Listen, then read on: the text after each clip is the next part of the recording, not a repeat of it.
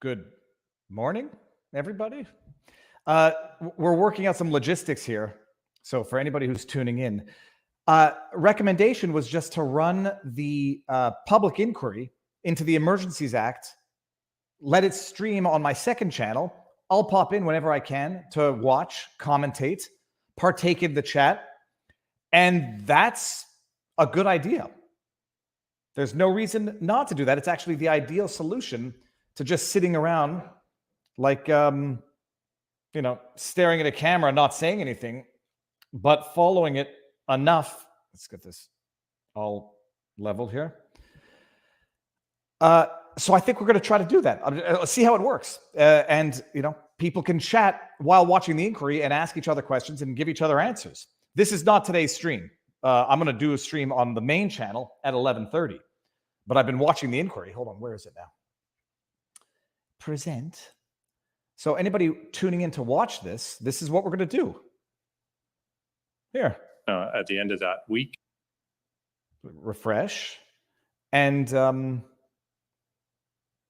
I was going the other way in the calendar. You were right. And so we have am I chat. right that you were given by your commander? I think you got it in the afternoon of the 24th. So you get it. Who's being 4 o'clock or witnessed some right such thing now? on the It's the 24th, guy. and you've now got 3 days Who's testifying today? to develop your think plan it's Craig Abrams and your strategic command. if I'm not yes? mistaken. Okay. And what you did What do we was think? Is this a good idea? you Chat? looked at the information that was available to you, Project Will, Hendon. oh, sorry, hold on. I yes, should probably get the and you screen spoke to your leveled in here. colleague, Superintendent Chalmers, Superintendent Morris. Chalmers. Yeah, Superintendent Morris. There we go. I was part of conversations where he would inform us of Perfect. most current intelligence. Now, I need to figure out Yeah, lighting just stop. issue for my After main you stream. got the So, assignment, forgetting that you get the Hendon reports. I Yeah, get that let's you, do this. you, Why you would we do received this? them all. okay. Yeah. But Are we after the live on 24th, Rumble? before you deployed, you spoke to him and got a briefing from him, right? It sounds accurate. Pardon me? Sounds I'm assuming I did. Yeah, sure. I've I been know. calls. I've got. Don't assume you make an help ass with out the of you and me. OPP 50774, please. You've looked at these before you came today, I assume. My notes. Did you look at your notes? Okay. I've looked at my notes many times. Yes. No, I know. But before you came here, did you look at these? Yes. Okay, good. So I don't want to test your memory, but Test his memory. Test it this hard. is Monday. You're working from home at that time. Do you see? Okay. Yes. And Yeah, this is a perfect solution to every problem that we've had. 90948 Let me get the email link to to Rumble. Intersect. You told us about I'm that. going to listen while we're talking. Discuss the convoy issues, impacts in all of our areas. 1305 Tovel, I think that's one of your colleagues, doing a traffic plan for the convoy arrival. Someone in the chat asked, is Speaking anything going to come OPS of this? traffic? 1554 Intersect email, that's you sending them. Convoy 28-29 January. Everybody thought This is this a was a perfect solution. 2-day Okay, protest. it's live correct? on Rumble. I don't have to stay here all day because I can't, but we can let this run. I'll follow the when I look chat at the wherever dates, I am. I think the dates are indicative of arrival dates as opposed to event dates. Okay, well, let's carry on. They were going to get through Arnprior on the 28th, 3 convoys above that. I'm hearing a 29th lot of of January, noise, like multiple things, into so I Ottawa. look distracted. We'll slow, this is OPP's plan. We will slow Down with traffic, but OPP. not block. Yeah, you know me. The intention is to hold a peaceful demonstration with no hostility. Forward to Chief Thomas, Inspector Tovel, and Semple. That's your team, right? And just to add context, I'm not saying that the OPP will slow down traffic. The convoy organizers have stated that they will slow traffic, but not block it. I understood. Thank you for that. And I'm- what you I'm were blown going out. to That's do the that, problem. to get to this, the traffic That's plan was better. to effectively Nothing else. escort the convoy to Ottawa.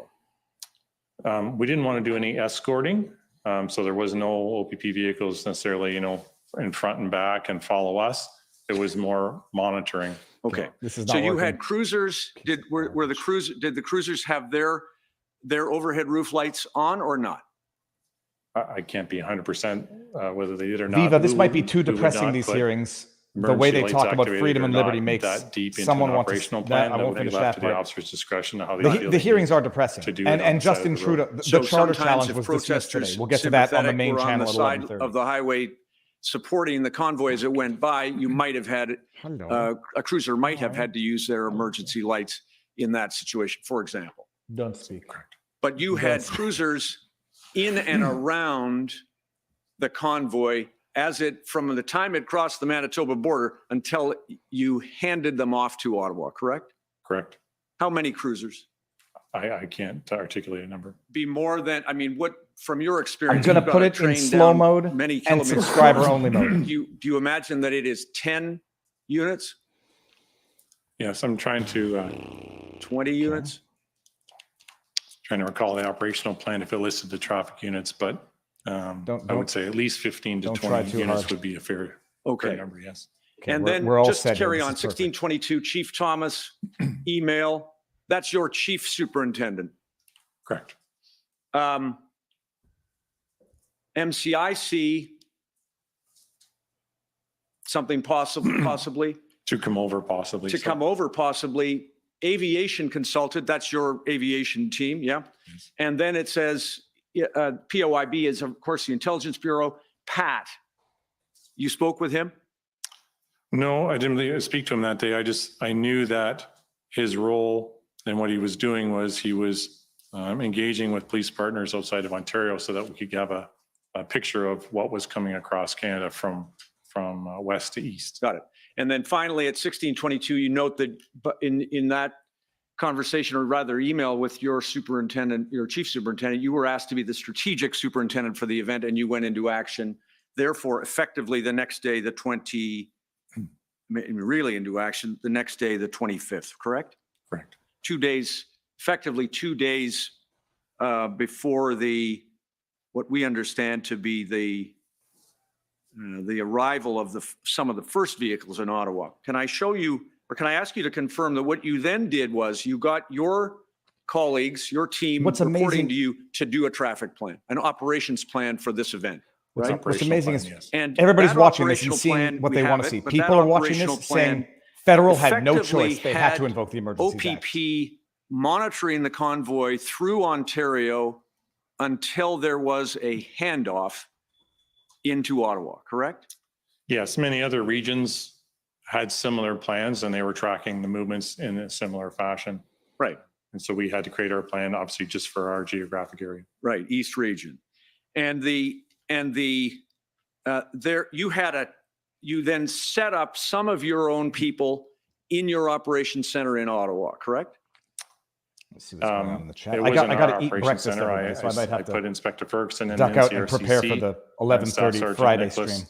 between kind of a traffic Temple, building what's that up? OPS had in the NCRCC. And I had my emergency operations center at our East Region headquarters in Smiths Falls. And where were you located during that time?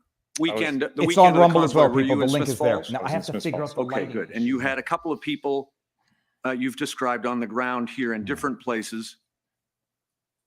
And did you have in Smiths Falls any other people with you as part of your team managing the event?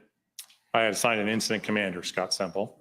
Okay, in And- Smiths Falls? Yes. Okay, got it. Smiths Falls to Ottawa, help us with the geography.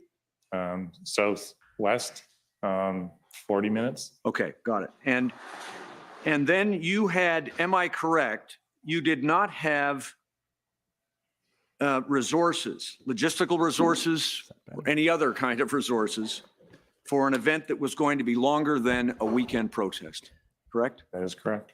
And the reason that you didn't is because your review of the intelligence available and the information available to you at OPP pointed to a 2-day protest. They come, they protest, they leave, right? I wouldn't agree with that. I would say that my plan was based on my conversations through intersect calls with Ottawa Police, who indicated I'm reconfiguring the office. they were planning for that level of event. I'm Therefore, so I'm was blown out, right? Like Okay, it's, well, it's so too, it's the too one much thing we light. don't do, or do we, is defer to another police service when we make our own plans at the OPP. No, That's an certainly. input, but you're not telling the commissioner that you didn't plan for an extended, protracted 3-week event in Ottawa because the Ottawa Police Service didn't, correct? Certainly not, because Okay. as we saw, and as I explained in my evidence before, is There's no we criminal expected a provisions of traffic the event ethics that was going to end downtown in the city of ethics Ottawa. code. So These are we supposed to did be not political tools. plan based on intelligence, based on Hendon, based on any other information They should source. get voted out of that we office if they expected abuse of their power, vehicles but or they won't. protesters to clog up provincial highways, which we were responsible for, or This is or, not the communities day's live stream. for more than I'll an explain evening, what's and going we on at expected 11:30 them on the to be main lawful channel. I in got that 50 one minutes evening. to eat and So get my all of stuff ready. those Okay, parts enjoy. I will be back soon. indicated people. for the OPP's perspective, a very quick event, essentially a one-day trip from different areas of the city into the downtown core, and that would end the OPP's involvement in the movement of those vehicles. Yeah, and the OPP plan, we can look at it if you need it. The OPP plan describes in language the handoff. You were going to hand off after they were finished traveling over the provincial highways into the city of Ottawa, correct? Correct. Your expectation was that as many as 3,000 vehicles were going to be in the city of Ottawa, and you were quite content with what you saw from OPS was their plan to allow the convoy operators to protest, correct? The numbers were uncertain. Ottawa police indicated that they thought they could handle 3,000. Hendon and other reports, as we've seen, didn't specifically exactly say X number of vehicles. But I was satisfied based on my calls with Ottawa police that they felt they could handle that number of vehicles. Yes, and you knew it wasn't 3,000 once they got there, but you No, knew that. 'cause indicators were just the vehicles that crossed from the west that was in the 800 range, and they may Right. pick up some as they move Got south. But And so you were content to hand off to Ottawa in the expectation that the team that you had put together as the strategic operations lead here would allow you to manage that convoy as they left Ottawa as well, correct? we didn't know what the exit plan was. So we always had to be ready and available to write what that exit plan was. So that was an unknown to us as to would they exit en masse, would they exit slowly? That was uncertain. But in addressing that uncertainty, you were content that the team that you had in place was appropriate, correct? That we felt we could manage because a mass entry is not much different than a mass exit. And so therefore, right, and therefore you did not plan, you didn't bring any additional resources for anything longer than the weekend protest that you thought was going to be on, correct? Correct, because as you noted in my notes, once it looked like it was going to be prolonged, I had to have meetings with my command team to say, let's plan for an extended event. 29th of January, I believe, maybe a little later, is the first time that you began to assemble resources for a different event, correct? Correct. And the Ottawa Police Service was in the very same position that you were in, correct? Position and as in not planned for an extended event. Yes. It seemed to be, certainly You- in my conversations with Deputy Bell on the 31st, I believe it was the first time that he indicated that he felt this was going to be a protracted event and they were planning for what could be a 4-week event. And they made a shift in their planning and operations, just like you did, correct? Yeah, yes, for sure. And what you did in advance was send a public order unit to Ottawa in advance. This was part of your planning, but you sent them to the PPS, Parliamentary Protective Service, correct? Yes, so I can explain the Yeah, structure. I mean, if you need to make an explanation, go ahead, but I I just need to the explain facts. because it wasn't my direction. That's why I need to explain. Okay. I did not direct those resources. As strategic commander, I did not direct public order unit operations. I did not direct where they went. They reported to me to tell me what they were doing, but that happened through our field support bureau. So in your question, I did not direct that. Fair enough. Thank you for that clarification. OPP sent a public order unit, but they didn't send them to the OPS, they sent them to the PPS, correct? That is correct. Okay. And then you set out the calls for resources. You needed to make a new plan and you began to get resources in the form of additional personnel, correct? Yes. How many additional personnel? At the very beginning, I we reached out to say, look, we have 18 members right now that we could pull from local detachments. And it started from there and it continued every day, Right. continued to rise from there. It was obvious to you as a person with experience in this area that the Ottawa Police Service would not be able, with its existing resources, to manage this event, correct? Once it changed its complexion, right? I didn't know that until I heard that directly from their own deputy chief. Okay. I made assumptions that I felt that they had come up with a plan to address many different options that may have occurred. So the plan, we'll talk about plans, but just talking about personnel, you knew from your experience with Intersect, the size of the Ottawa Police Service did not allow it to manage the event that this had become, correct? Yes, and I learned that through those calls. Yes, but did you need to be told that? If so, that's fine. Or did you know it from your own experience that they were overwhelmed in numbers? I had to be told that because I couldn't assume. I knew they have, I believe it's 1,200 or 1,400. They have many members. And at that early stage, it was hard to know whether that many members could contain what was happening in those first day or two or not. Okay, I got needed to hear that from them because I wasn't on the ground to And see so what they were dealing. that's fair. So then you needed to be told that by them and they told you that. Yes, And what they asked for was help, correct? correct. They asked you for help as early as what do you say, the 31st? I'd have to check my notes, but it was one a Saturday or Sunday, yes. Okay, got it. And when they said they wanted help, they told you they needed help in particular areas, right? Correct, Very specific areas, correct? correct. And am I correct that you were unable at that time to give them all the help that they wanted? I don't recall that. When I talked to Deputy Bell, he said his immediate need was for traffic control.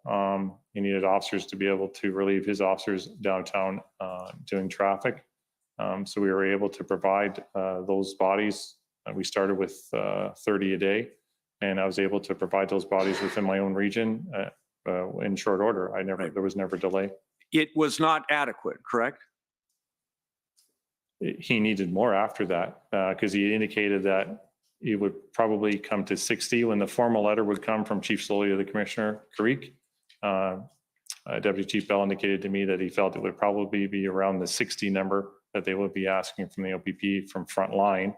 And then there would be public order section requests and PLT requests as well. Am I right, though, that you were not able to give them the resources they needed when they needed them, correct? I believe I was able to give them when they needed. Okay. So what did you do to get resources? Were you confined to moving resources within the East region? Or did you put in a call to your superiors or the other parts of your command to get additional resources? Question. In the early days, I was able to contain it within my own region. I believe on my other evidence I described, we have a regional deployment plan for emergencies such as this. We know how many officers are at each of our 16 detachments. We know who's working each day. And in an emergency, we know how many officers we can ask to leave that area to attend whatever the emergency happens to be.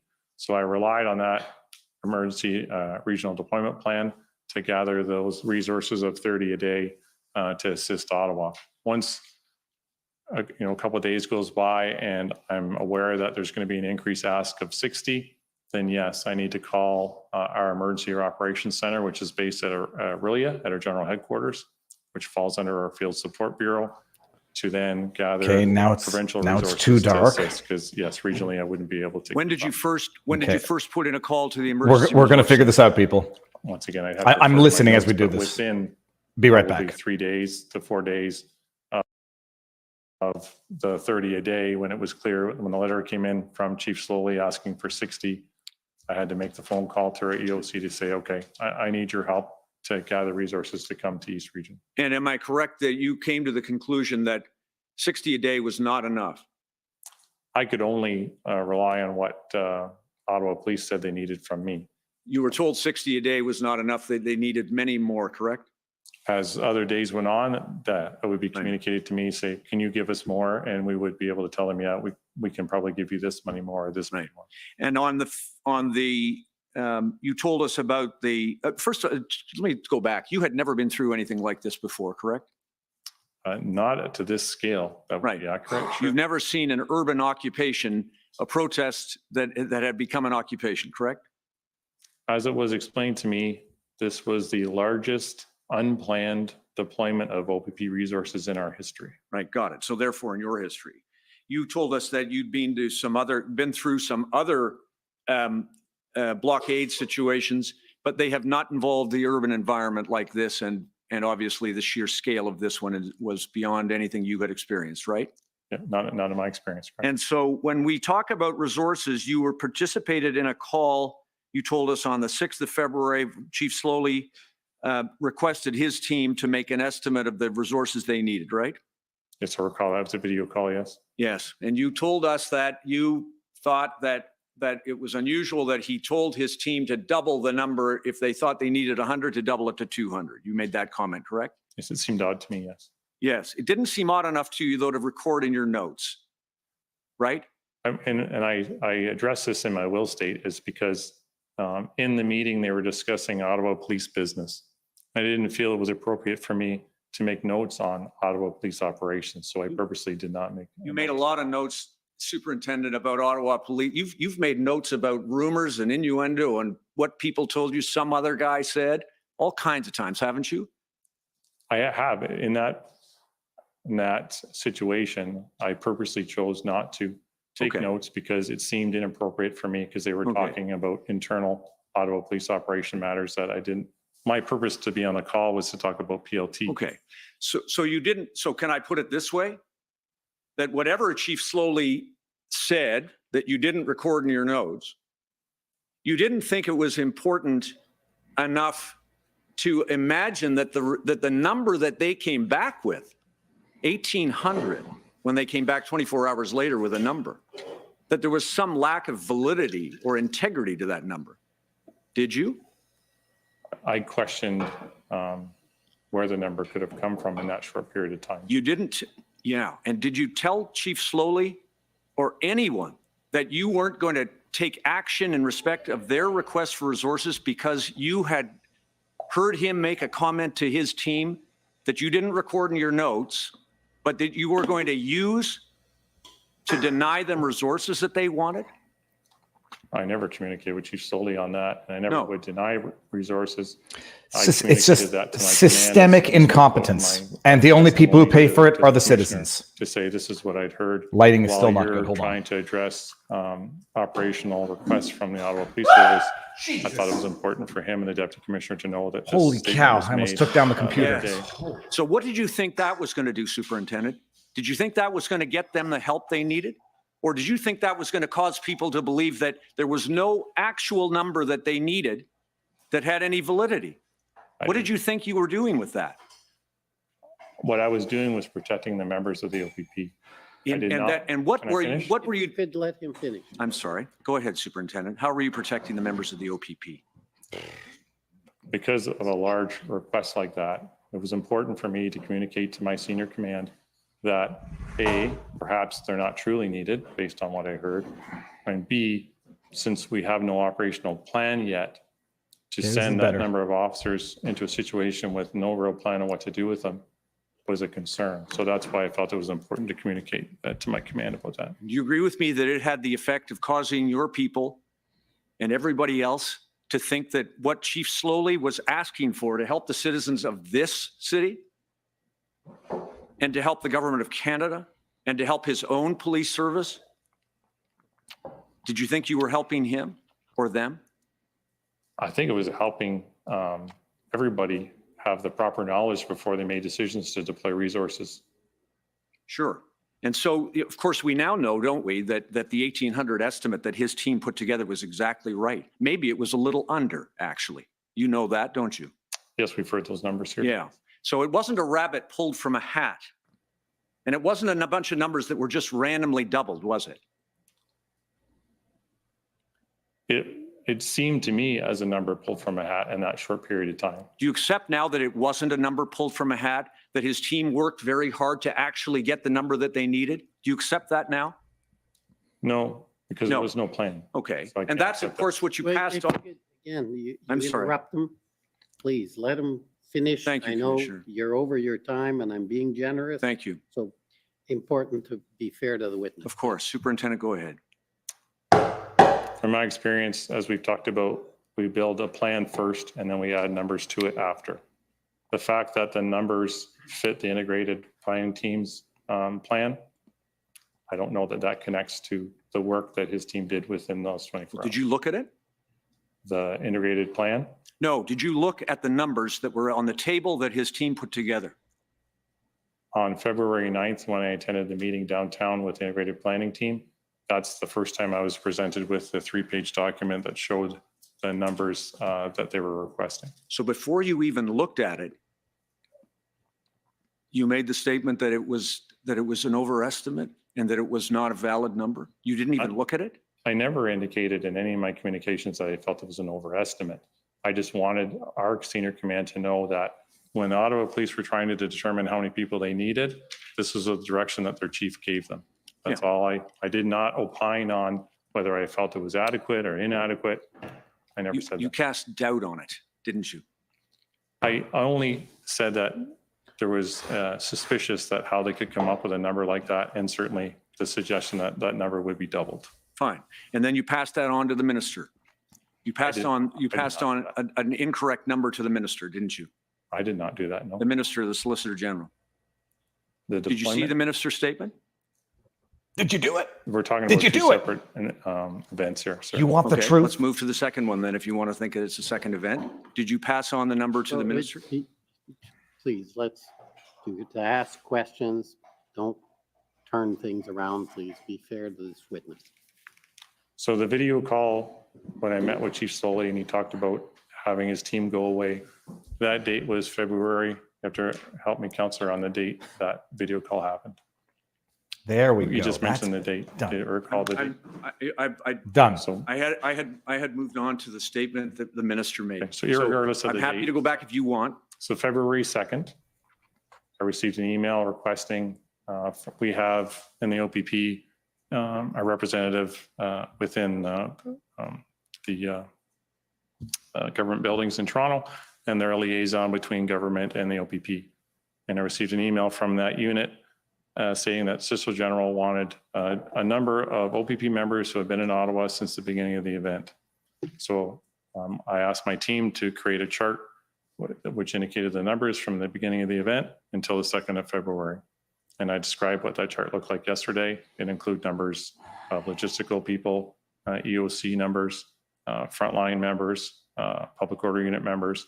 And I emailed that to my chief superintendent. And since we're a paramilitary organization, you follow the chain of command. And then I assume from that point on, those numbers that I obtained were moved up to higher levels.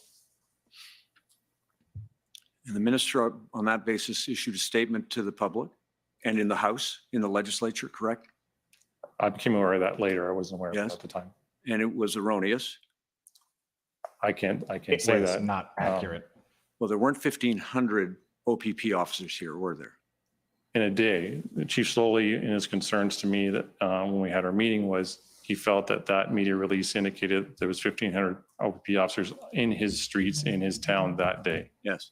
And that impacted, now know this, it impacted what the RCMP considered the Ottawa Police Service needed. It impacted the way the public in Ottawa thought that the OPS was handling the matter. It impacted the council and all of the other things, didn't it? As I stated to Chief Slowly, I presented the daily numbers with a roll-up of the total numbers. How those numbers were used or controlled after that was beyond my control. Yes. And what steps did you take to tell the Solicitor General that the information upon which she was relying had been misunderstood, misinterpreted? Any steps? It was not within my purview to reach out to the Solicitor General. Did you tell your commanding officer I did not. that had happened? No, I did not. That thank meeting you. was the first time. Two quick things. The bridge. Have you seen Chief Slowly's news conference of February the 4th that you told the commission about yesterday? I only saw the live portion when I was sitting in the command post, and I saw him and Deputy Bell doing the news conference. So you're relying on your memory from February 4th? Yes, I recall hearing that and then reacting immediately. because Yeah. I connected with the deputy immediately. Well, I don't have the time to play it for you, but he never said that he was going to close bridges. What he said in his news conference was that consideration was being given to that and that bridges or access would be closed if needed or as needed. Didn't say he was closing bridges, did he?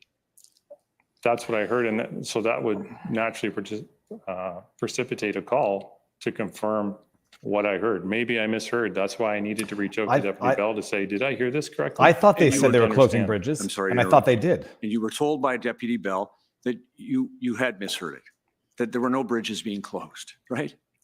Yeah, my concern was more about the off-ramps. The bridges were within the city of Ottawa, so I wasn't concerned about the bridges.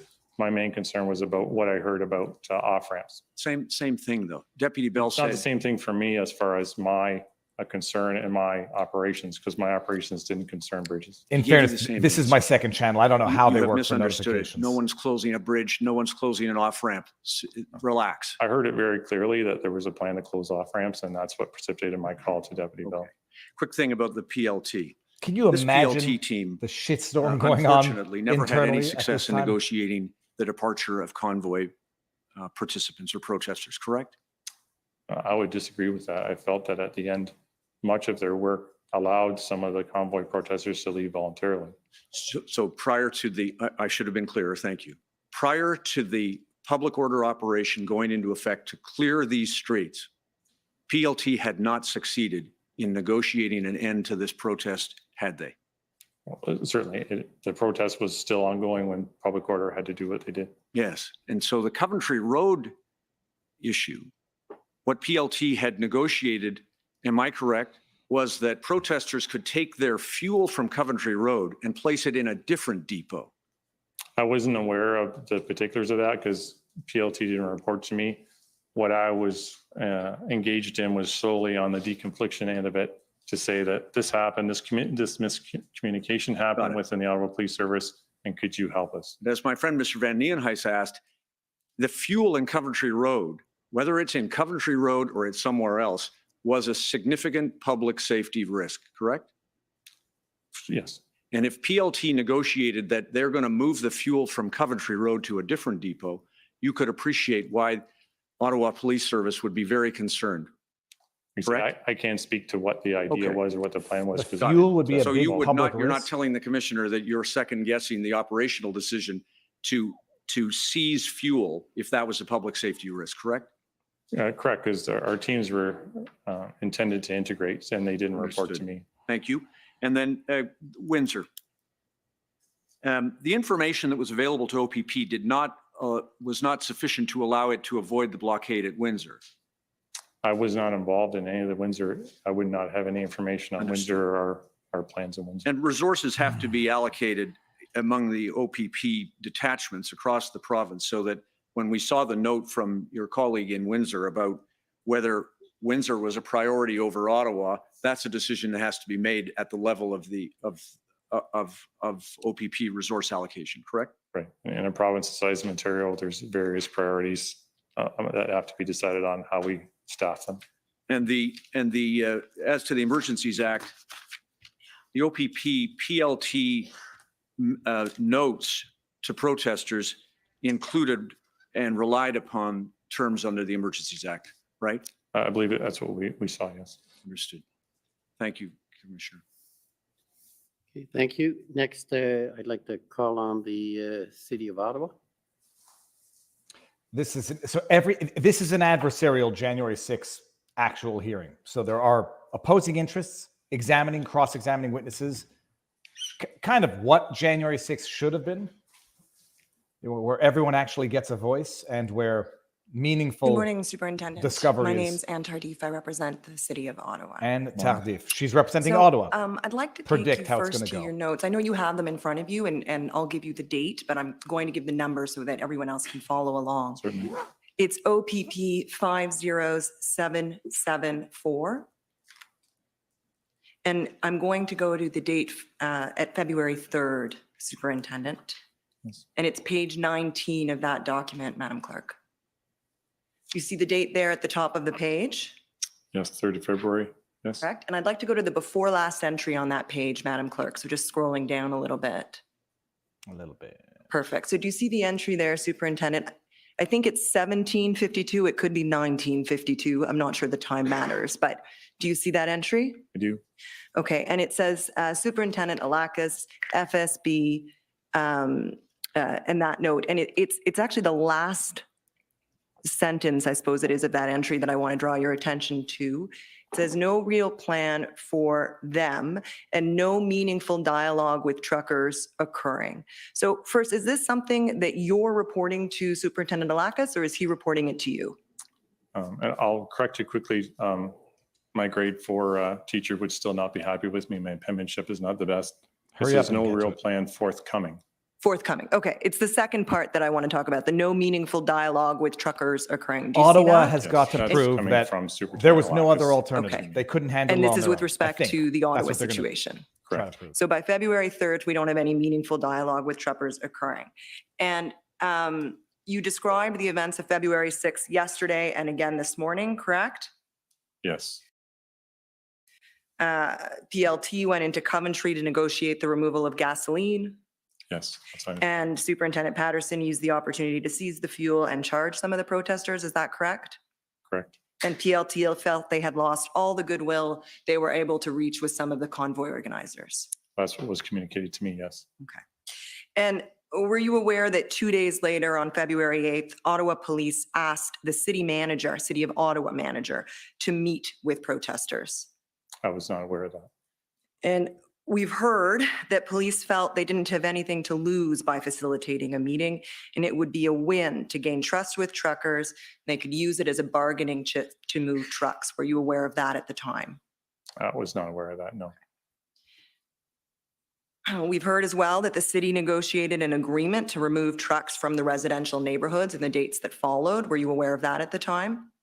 Not at the time. I can indicate that I received messaging from our PLT members to indicate that they were frustrated by the involvement of municipal leaders and how it was impacting their work. But I was not aware of the exact times these were occurring. Well, and I guess that's what I'm getting at, Superintendent, because that's reflected in your witness summary, which has been filed into evidence.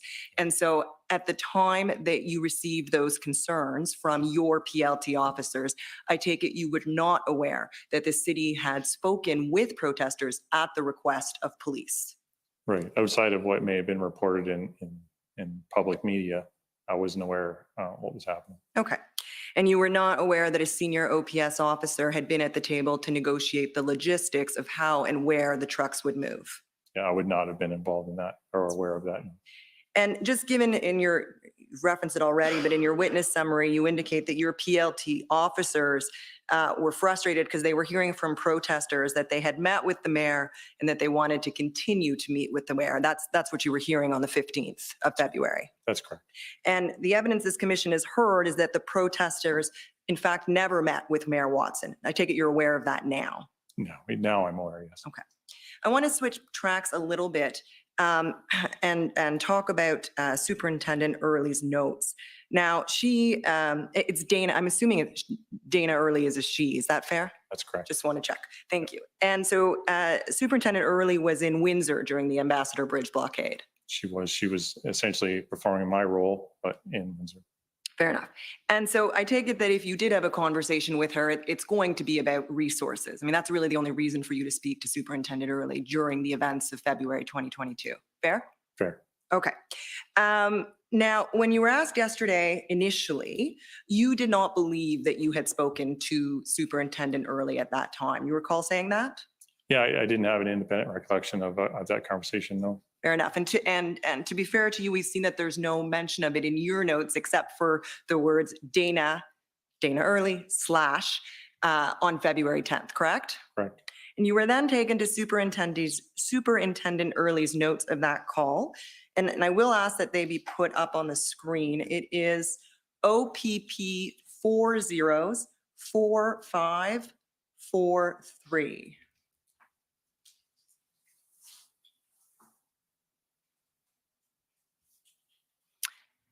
Thank you, Madam Clerk. And can we go to page 15? Okay. So this, just to be fair to the witness, oh, actually the date's on it, perfect. Do you see at the top there, 10th of February, 2022? Can you see that, Superintendent? I do, yeah. Okay, so just before we get into this, you described at some length in your testimony a meeting that occurred with the planning team and with the leadership of OPS at OPS headquarters on Elgin Street. And I believe that was on February 9th. Is that correct? That's correct. Okay. 12:10, I believe. Pardon me? I believe it started at 12:10. Okay, we've got the same meeting in mind. So that's the day before February 10th, obviously. Okay. Correct. So you explained during that meeting, I'm not going to take you back through all of it. You've explained it in some detail. It's in your witness summary, which has now been filed.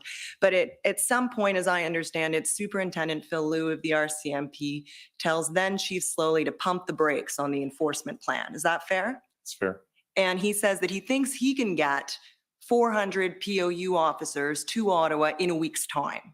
And sorry, incorrect. I believe it was Staff Sergeant or Sergeant Darwin Tetro who's saying that, Pardon me.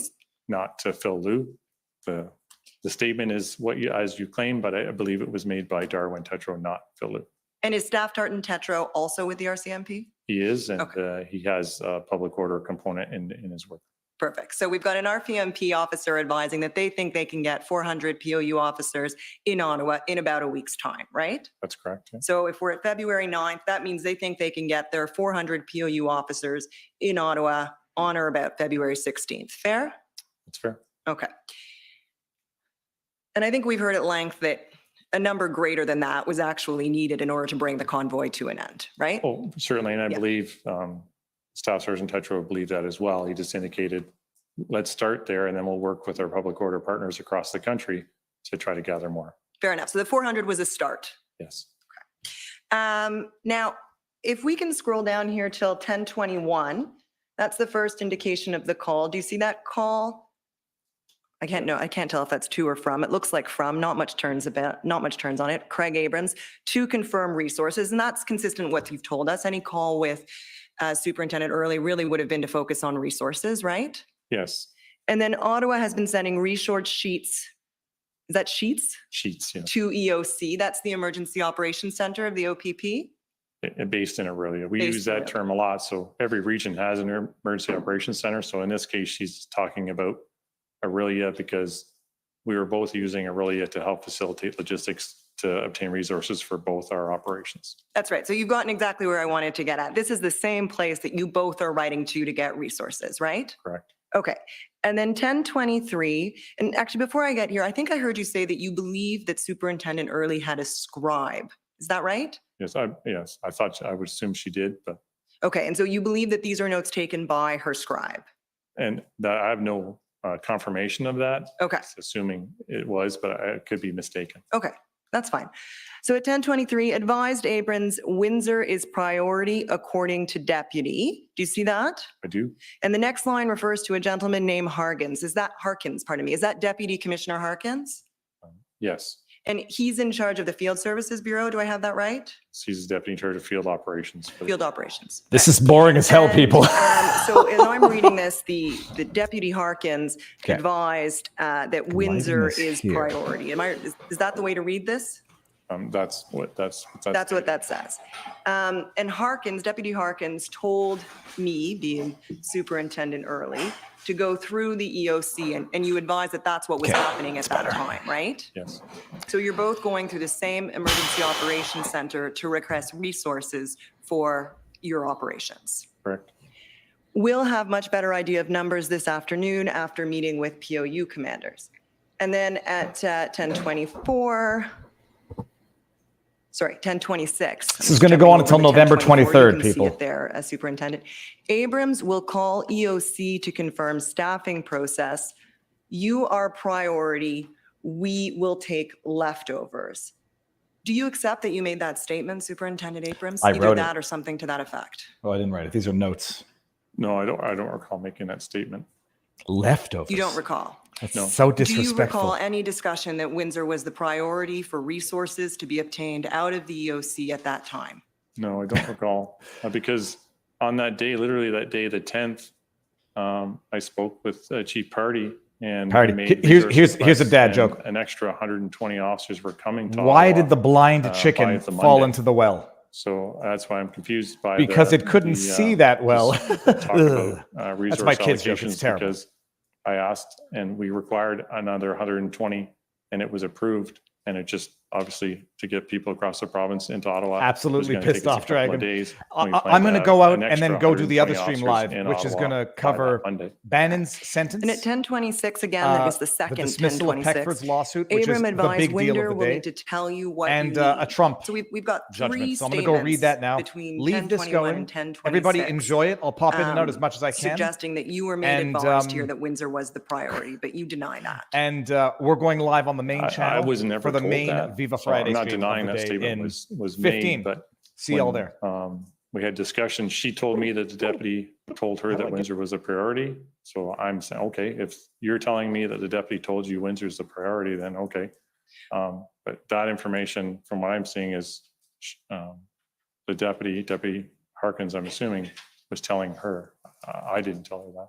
So we may just be lost in language and semantics. When I said you were never told, I was meaning to say by Superintendent Early. Do you accept that you were told by Superintendent Early, that her understanding was that Windsor was the priority?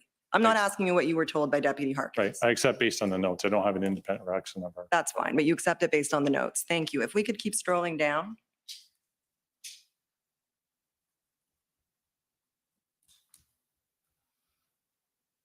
Okay.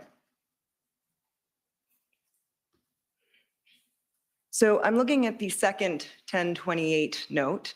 And you were taken to this in fairness to you, Superintendent, yesterday. Do you see Ottawa is just trucks on side streets? You see that note there? Yes. And I think you said yesterday that you also did not have an independent recollection of this call, correct? I really don't. I'm trying, but so many calls over so many weeks, I can't say that I recall this one specifically. But you explained what you may have meant yesterday. You said that it was easy to drive around if you were south of Wellington, i.e. outside of the red zone. I think he said south of the 401. 417, Commissioner. Oh, pardon me. Did you say south of the 417? My apologies. No, that's fine. I had south of the 417. Yes, it would have, based on what I'm reading and trying to recall, would have had general conversations about what she was dealing with and what I was dealing with and what it looked like in her area and what it looked like in my area. And we would have had conversations about the impacts to the city of Windsor overall because of the location of Ambassador Bridge and those types of things. So I believe that's the context of where this comes from. So if I understand it correctly, it was that if you were outside of the sort of impacted downtown core, you could drive around the city. You could navigate the city outside of the downtown core that was blocked. Is that fair? That was what you would have been related. My personal experience in the times I had to be able to do that drive. I'm sure there were days due to traffic backups that there was difficulty in some areas of the city. I'm just stating in general terms from my own experience. I didn't see a massive impact outside of that core area, traffic-wise. Okay. And you were aware, I take it at the time, that some of the bridges between Quebec or between Gatineau and Ottawa were closed or subject to lane reductions? Lane reductions for sure. Full closures, I believe they were kind of rotating depending on days, because I recall there was impacts with nursing staff that were trying to get from Gatineau to the hospitals in Ottawa. So there had to be some give and take to open up some lanes so people could get to work. That's right. So we had health professionals having difficulty accessing their place of work, correct? That's what I recall. And you recall also, I take it, that we had patients having difficulty accessing their appointments. Were you aware of that? I don't. I only recall that some leaders of the hospitals had indicated that their staff weren't able to get to work on time, which had obviously operational impacts for their agencies. And there was a request, not controlled by the OPP, but a request whoever was controlling the bridges on either side that they can make some accommodations for that. And those side streets that the trucks were parked on in Ottawa, because as you say, they weren't parked on a bridge or on the 417, they were parked on side streets. Those side streets you knew were in residential neighborhoods. There may have been apartment buildings on them. When you say residential, I'm picturing suburban, but there may be urban apartments that were on those side streets, certainly. Yep. And so the trucks were parked at the front door of some of these apartment and condo buildings. I'm sure they were, yes. They were idling and honking. there was lots of honking, yes. And we've heard complaints of resident harassment in these neighborhoods as well. You heard, I take it, Acting Deputy Chief Ferguson saying that they received complaints about that. And I heard it personally myself in my own visits to store owners that they told me directly.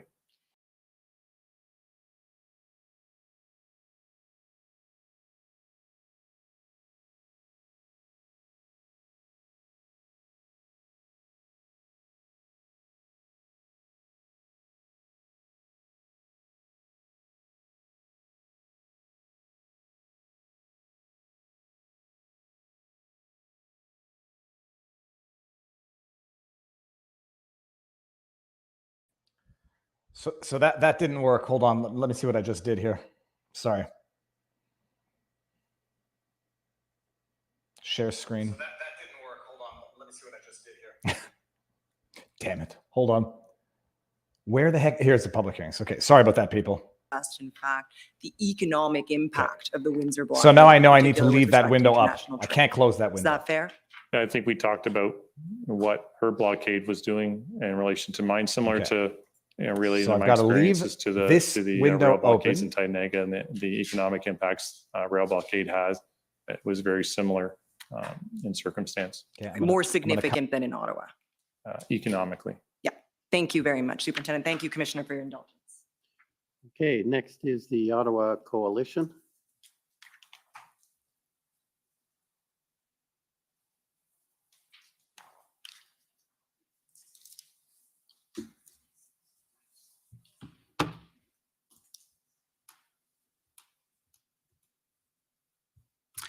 Good morning, Superintendent Abrams. Thank you so much for coming to Ottawa and answering these questions for all of us here. My name is Paul Champ. I'm legal counsel for the Ottawa Coalition of Residents and Businesses from downtown Ottawa. And I just have some questions for you. Superintendent Abrams, were you aware, did you know about how many residents roughly lived in the red zone in downtown Ottawa? Not aware at all, no. So if I said 15,000 approximately, would that That would be the first time I heard that number. Yeah. But based on the time I've spent downtown and the number of buildings I've seen, it certainly seems like an accurate number. And so when you were making decisions or being involved in the operations, the police operations in Ottawa, you were aware, we're talking about thousands of people who are being impacted by these convoy protests in downtown Ottawa? Certainly. And when it came to that, I mean, how many people were required or the impacts, I had to rely on my partners at the Ottawa Police Service to indicate to me what was happening down there, what impacts were happening and what they needed to address those impacts. And you were aware there were a large number of businesses in downtown Ottawa that were shut down completely, correct? Sure. I saw them myself personally, as I said, in my own visits to business owners, and saw many businesses were closed. And obviously, not only those business owners experiencing those losses, there would have been countless workers who were out of jobs during that period of time as well. You would have known that. Certainly. I live an hour from the city. I have family and friends who were directly impacted and talked about having to relocate because of the honking, because of the noise. So yes, I was aware. Right.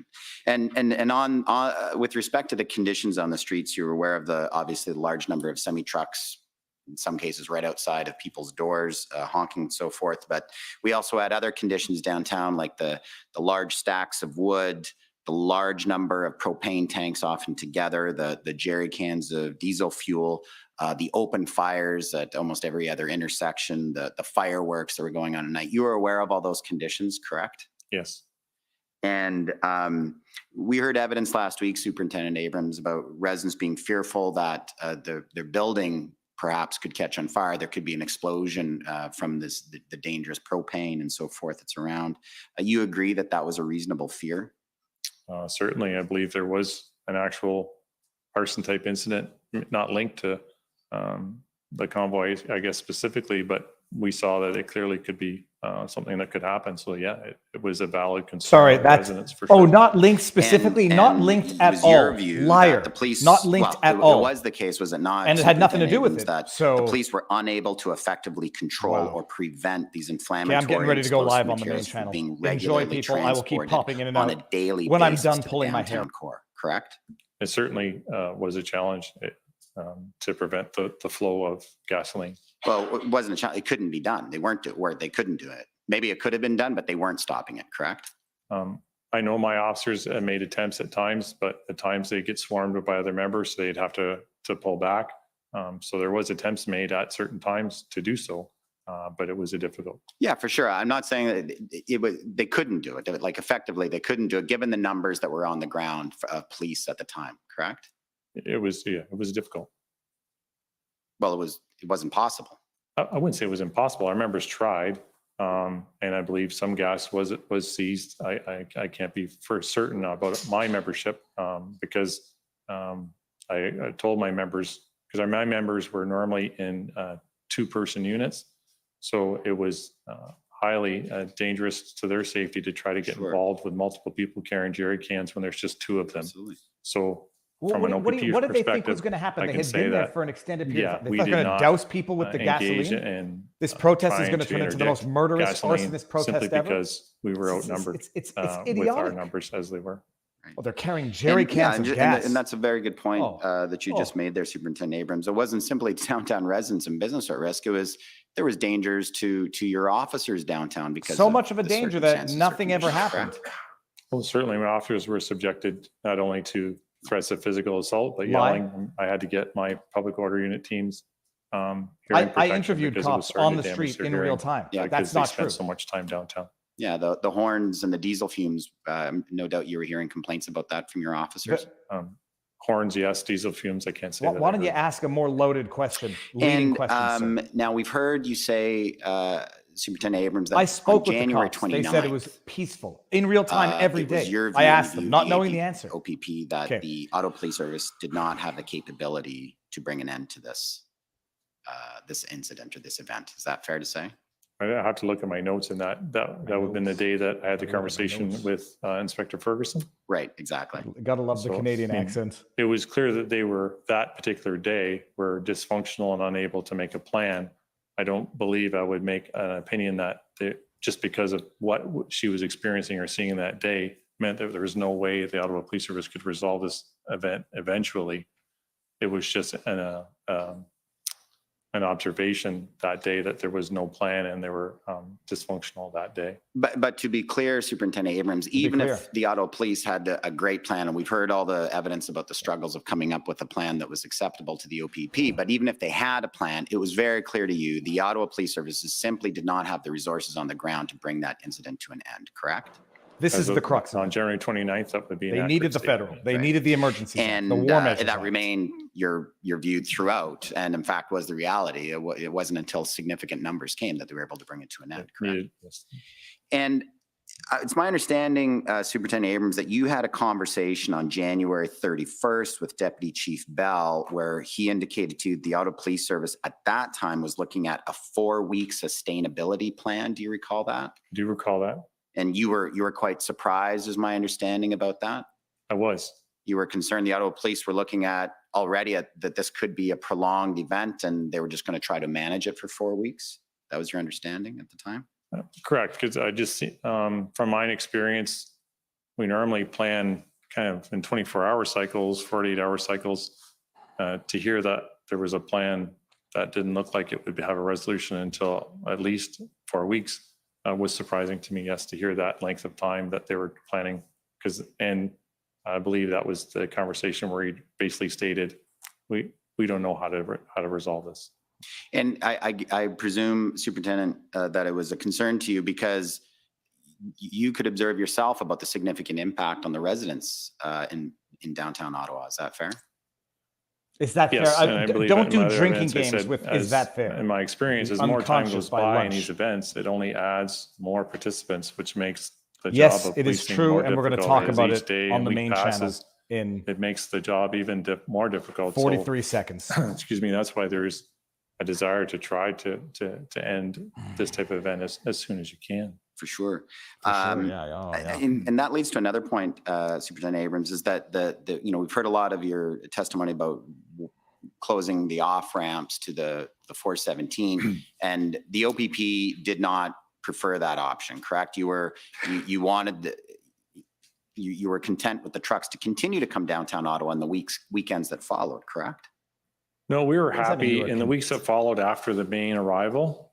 we were happy to work with our partners, and most of it was our own partners within the province of Ontario saying there's X number of trucks coming to Ottawa. We were happy to try to work out and communicate with them first, hopefully, to say, look, there's no more room downtown. For anybody who doesn't know what's You going can't on, try to get downtown. we're live on the main You know, channel go to Castleman where or we've go to got these other screen areas. and So screen. we try to do those Me communications with those operators streaming, first. me PLTs. streaming. Yes. If we weren't the inquiry. successful, And it's so yes, Ottawa confusing. police would say, OBP, can you close this ramp or this ramp because there's just This no might capability to accept blow those the vehicles. algorithms, It's going to cause traffic chaos. artificial brains. So can we try to get them to go to this ramp? So the only way to get them to that ramp would be to close other ones. So we would do that, you know, So off and we're on, live. but we certainly weren't This is the supportive intro of just video, a but we're total going block to, 24/7 of off ramps. I'm going to explain Well, what the if I heck is understand what going you're on. telling us, Superintendent Abrams, is that In the 30 OPP worked seconds. with the Ottawa Police to try to identify the best routes for the trucks to get Gotta make sure downtown we're live if on they were Rumble. going to indeed come downtown. Is that right? That would minimize the traffic impacts on the rest of the city. Certainly once the I think we're live the on Rumble as the- well. the protest was underway and we're into second and third Okay, I week. see some comments. Let's just Our see. plan was if with a truck was to try to get Yeah, downtown, we would this interdict is it, so stop it, confusing. and make arrests. Audibly under, for me, the mischief where's that authorities, super chat? because Where's that it was super clear chat's in the stream Their and intent stream? was to participate in what was going on downtown. Okay, That's this why is they nuts. were going I'll there. explain So exactly what's going the on right idea now. and the plan Viva, what is was, your memory of the local businesses shutting down? I probably in remember the it being second or some by third their week is that choice if we saw a or convoy forced coming by across local in the government middle or of the night police and their intent to was make to come it to Ottawa, inconvenient for the convoy. we were going to monitor that convoy. I try believe to they were communicate with told them to to shut say, down. Don't go downtown. This By is a risk you recollection, take. If and you the go one that downtown, stayed you're open, the clearly iconic wishing cafe, to got harassed, participate but in proper what by is the an police. illegal event. And if you Okay, get so now I'm going to off stop at an what's going on off-ramp because this is and just going to intend get too head confusing. downtown, we will I'm going stop. to But that was just the last back 4 or myself out 5 of this days stream. when the operation was being rolled out to bring the event to an end, correct? Just prior to, that's correct. Yeah, so Just I just didn't want to make a blanket statement that we were going to facilitate the arrival of trucks through this whole event. No, at some point, we were not going to facilitate trucks heading into the downtown core. yeah, but that was around February 16th or 17th. You stopped doing that. On the weekends of 5th and 6th and the 12th, there were big signs on the Highway 417 saying convoy truckers this way, correct? That's correct. I just wanted to Yeah. make sure your initial statement And- was, it kind of made it seem that we were going to allow trucks Right. downtown through the whole event. And Superintendent Abrams, I'm not sure if you appreciate how the affected residents of downtown Ottawa felt when they saw the Ontario Provincial Police putting up big signs saying convoy truckers this way, apparently rolling out a welcome mat to them downtown. Did you appreciate how the people in downtown Ottawa would have felt at that time? I certainly can appreciate that. And our perspective is we had to rely on Ottawa Police to say, this is where we need those trucks to go. This is where we think we can house them. So we were only doing what Ottawa Police were requesting of us to facilitate the movement of trucks. I appreciate and understand the impact. You're out of time. I thought I got 15. No, you, according to my notes, you had 10. I believe my notes had 15. Can I ask one more question there, Commissioner? Yes, go ahead. Superintendent Abrams, you've told us that you reported up to Commissioner Creek and Deputy Commissioner Harkins about your observations of your concerns with downtown Ottawa, or pardon me, with the Ottawa Police and how they were effectively doing that. You would have assumed that they would have reported that up to the Solicitor General? No, because I'm not familiar with what type of communication the commissioner has with Solicitor General, whether he reports those things to them or not. I'm not aware of that. Okay, but given your observations of the challenges, the significant challenge the Ottawa Police Service were having to respond to this event, both based on the problems you were seeing at senior command, as well as just the bare resources, did you consider, or do you know of anyone in the OPP ever considered reporting this either to the Ontario Civilian Police Commission or perhaps to the Ottawa Police Services Board, so some type of effective action perhaps could have been taken by others to direct or guide the Ottawa Police Service towards a more effective response? I was never involved in any conversations like you would suggest. Was that ever considered? Were you aware of that if that was ever considered? I wasn't aware if that was ever considered, no. Thank you. Okay, thank you. Next, call on the province of Saskatchewan.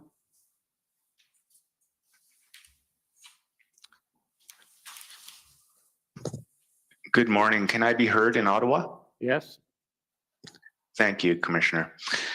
My name is Mike Morris, and I'm counsel for the government of Saskatchewan. Good morning, sir. Good morning, sir. We have about 5 minutes, give or take, today, so it won't be too long. I have some fairly straightforward questions for you, I think. Sir, will you agree with me that OPP officers have authority to enforce the criminal code and provincial offenses, including under the Highway Traffic Act? They do have that authority, yes. And am I correct that OPP officers have always had this authority, including in the city of Ottawa? Yes, they're sworn in as officers in the province of Ontario. So it follows that OPP officers have not required the provincial or federal Emergency Act to be invoked to have those powers then, is that correct? Correct. Their powers under the Criminal Code and Highway Traffic Act and other provincial offenses were in authority in any city in the province of Ontario. And will you agree with me that Myself intentionally into the blocking stream, a public and road with now one's vehicle I'm can back in constitute this. an offense I'm in under the two criminal screens at the code? same time right now. There is a block highway offense. No, I'm not under because I haven't criminal shared code, it. Add to screen. Now And I'm can back it in two also screens constitute at the the same offense time. of mischief? It is called It can streamception, as well, yes. people, and it's nuts. But it's good And can because it I'm going to also pop in and out, and I'm constitute an listening to that offense under inquiry. the Highway Traffic Act? While I'm walking around the house, Yes. It's a block highway driving offense. myself crazy with this. Now, we've heard Okay, some so now I'm evidence going about to stop share screen. Now we are strictly on the mainstream on YouTube. That will be running in the background. Comments, chat, you can all figure it out. You can super chat if you want as well. No pressure whatsoever. I'm going to keep my headphones off because I can't seem to mute the back screen. I can't seem to mute the second stream without actually muting the stream. So that's it. Now I don't know which stream I'm in. Oh, I'm an idiot. Hold on. This is going to be very confusing. I think I pulled the out of the side stream. aiding and abetting Okay, there we go. mischief, which was I'm gonna pull occurring myself. in downtown Ottawa by trucks occupying the core. Well, that's how I understand it, yes. Assuming these people were committing an offense, would OPP officers have had the same authority to arrest them as the OPS? Yeah, the criminal code applies to all law enforcement officers. If an OPP officer chose and felt they had the reasonable grounds under the mischief section to make an arrest for that offense, they would have had the ability to do that if they chose to, yes. And that's the offense of providing fuel for people participating with their vehicles in the downtown core and blockading roads, correct? If that particular officer felt that it fit the criminal code and fit as an offense, then he would have the authority to do that.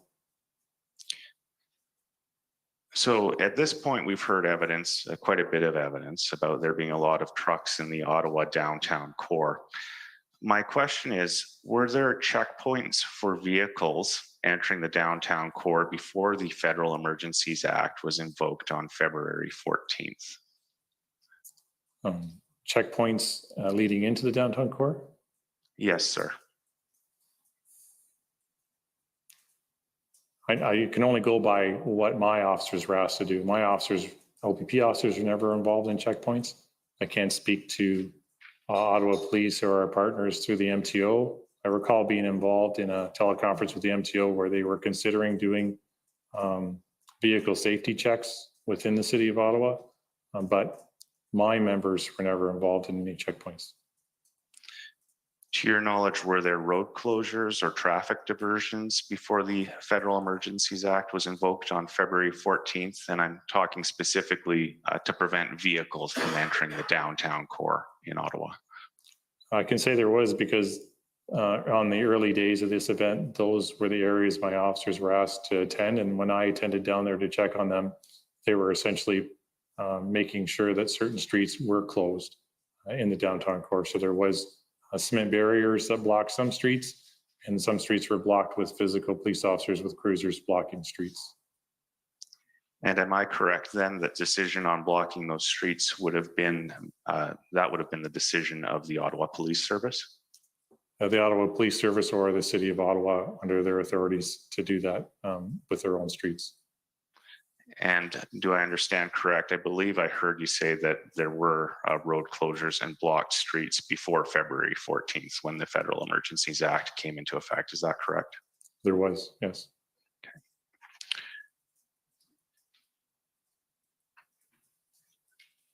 If I can, I'd like to talk to you a little bit about a demonstration that occurred in Ottawa in April, known as the Rolling Thunder demonstration. Are you familiar with that one? You're going to have to do it very quickly. You're already over your time. Okay, I will be quick, Commissioner. Thank you. I am aware of it, and I was assigned as the strategic commander for that event as well.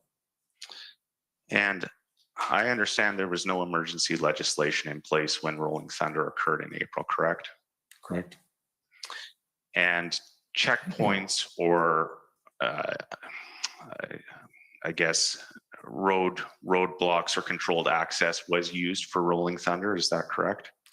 Correct. My members were used in the same kind of context to do traffic points and to restrict flow of vehicles on certain streets. Yes. And Rolling Thunder was successfully managed and resolved, correct? I would call it a successful event. Yes. Thank you, sir. Those are my questions. Thank you. And now if I could call on JCCF Democracy Fund. I believe they're attending. Good morning, Superintendent. I am Alan Honor. I'm a lawyer for the Democracy Fund. Morning, sir. Earlier today, Council for Canada asked you about towing guidelines from the OPP Commissioner, and you couldn't comment on those. If you can't comment on this question, it's fine. But are you aware that on February 13th, 2022, before the declaration of the public order emergency, the OPP had confirmed that 7 towing companies were willing to provide services, and a total of 34 heavy-duty trucks were available to the OPP in connection with this protest in Ottawa? I would not have been aware of that because that was not part of my under my command or part of my mandate. Thank you. We'll ask that question to another witness later on. Can we pull up OPP.IR.701? This is the OPP institutional report. And can we just go to page 36? Just to put this in context, what we're looking at here is the OPP role in the police response to the Ottawa blockade. And do you see that chart there? Just maybe scroll down a little bit. So we have a chart here. It's called OPP Frontline Officers Provided to Ottawa Police Services. I see it. Okay, so do you notice that, well, first of all, let me ask you, these numbers seem accurate to you, that they accurately reflect the frontline officers provided to the OPS on the dates listed? It does, and I think it's important to clarify when they speak about frontline officers, it is strictly just those officers. These numbers don't include public order unit officers. They don't include intelligence officers. They don't include aviation services. There's many other OPP resources that were used in Ottawa that aren't captured in these numbers, just for clarity. Yeah, understood. And thank you for clarifying that. What I noticed when I look at this chart is that the frontline officers increased significantly on February the 16th and then again on February the 18th. And obviously you would agree with that, it's in the chart. Yep. And now if we could go back just to page 35, and you know, perhaps Superintendent, I don't need to go back to page 35. Would you agree with me that one of the reasons these officers were able to be deployed to Ottawa at that time was because resources were freed up from Windsor? I suppose there were more resources from Windsor, but the reason for the increase in the numbers would have been to bolster increased traffic points that needed to be bolstered in that period of time in order to support the public order unit plans. So I can't say that the increase that you see on the chart is directly connected to the successful conclusion of Windsor. It was more related to operational issues and plans here in Ottawa. Okay, can we just scroll down to where it says February 15th?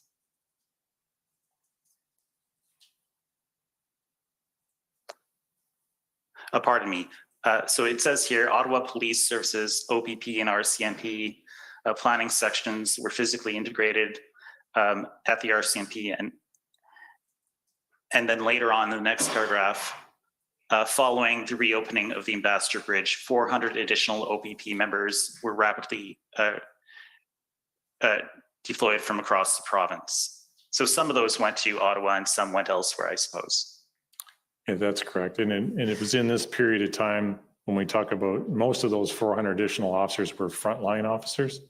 And within the OPP, the frontline officer component in Windsor was not as strong. We had a larger public order unit component in Windsor. So the 400 additional OPP members, those were frontline members that came from around the province. And that's why we had to defer block training and cancel discretionary leave to be able to get that number of officers to Ottawa. And I'm almost out of time here, but would you agree with me that the reason for the redeployment of these frontline officers to Windsor was not related to the Emergencies Act, and that it would have happened anyway? I'm sorry, I have to repeat your question again. Yes, absolutely. Would you agree with me that the deployment of these frontline officers to Ottawa the increase in numbers on the 16th and on the 18th was not directly related to the invocation of the Emergencies Act? It is something that would have happened in any event. I would agree with that. It was directly related to what we knew now was an operational plan with public order that needed extra support.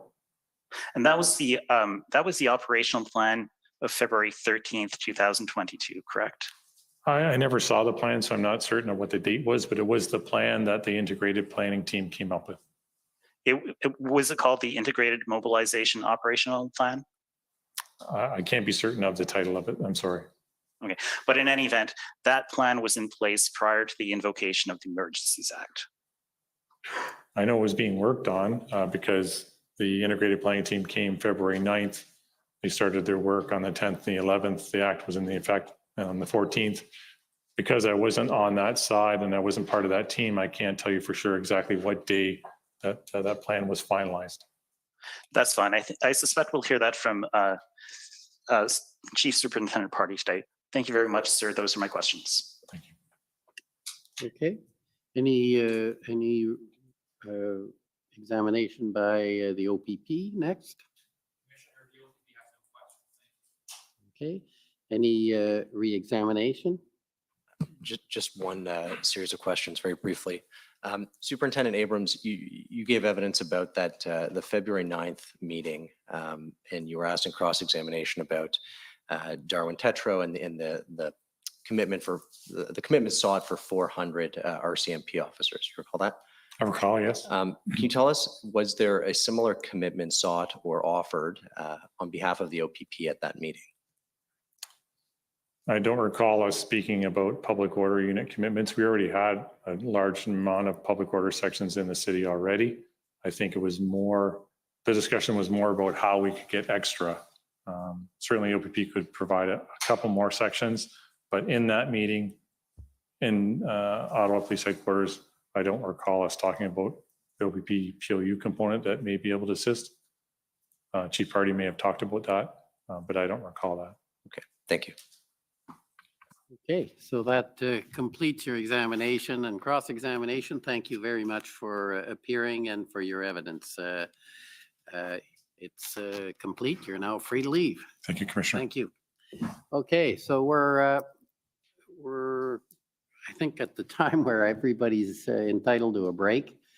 So we will take a break until 5 after 12, and then we'll come back and we'll go with our next witness, who I understand is Chief Superintendent Party. The commission is in recess for 15 minutes. La commission levée pour 15 minutes.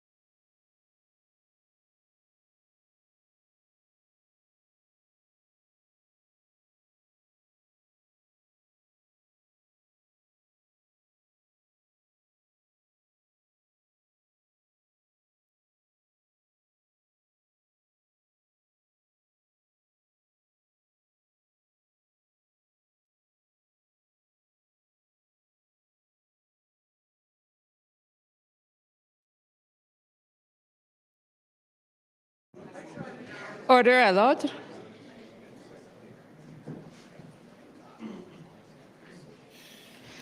The commission is reconvened. La commission reprend.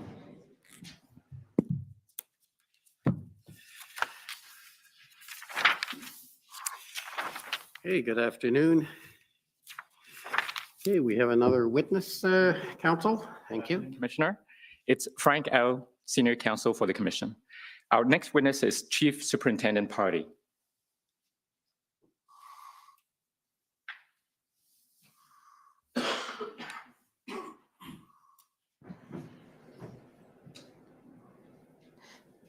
Superintendent, will you swear on a religious document or do you wish to affirm? I'll swear. For the record, please state your full name and spell it out.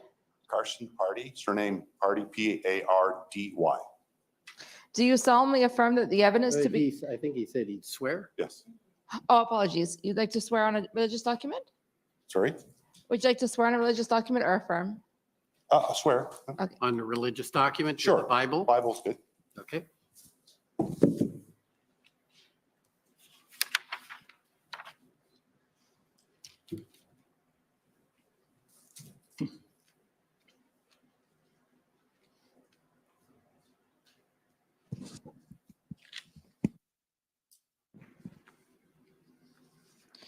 Do you swear that the evidence to be given by you to this commission shall be the truth, the whole truth, and nothing but the truth so help you God? I do. Thank you. Thank you. Good afternoon. Please have a seat. Chief Superintendent Party.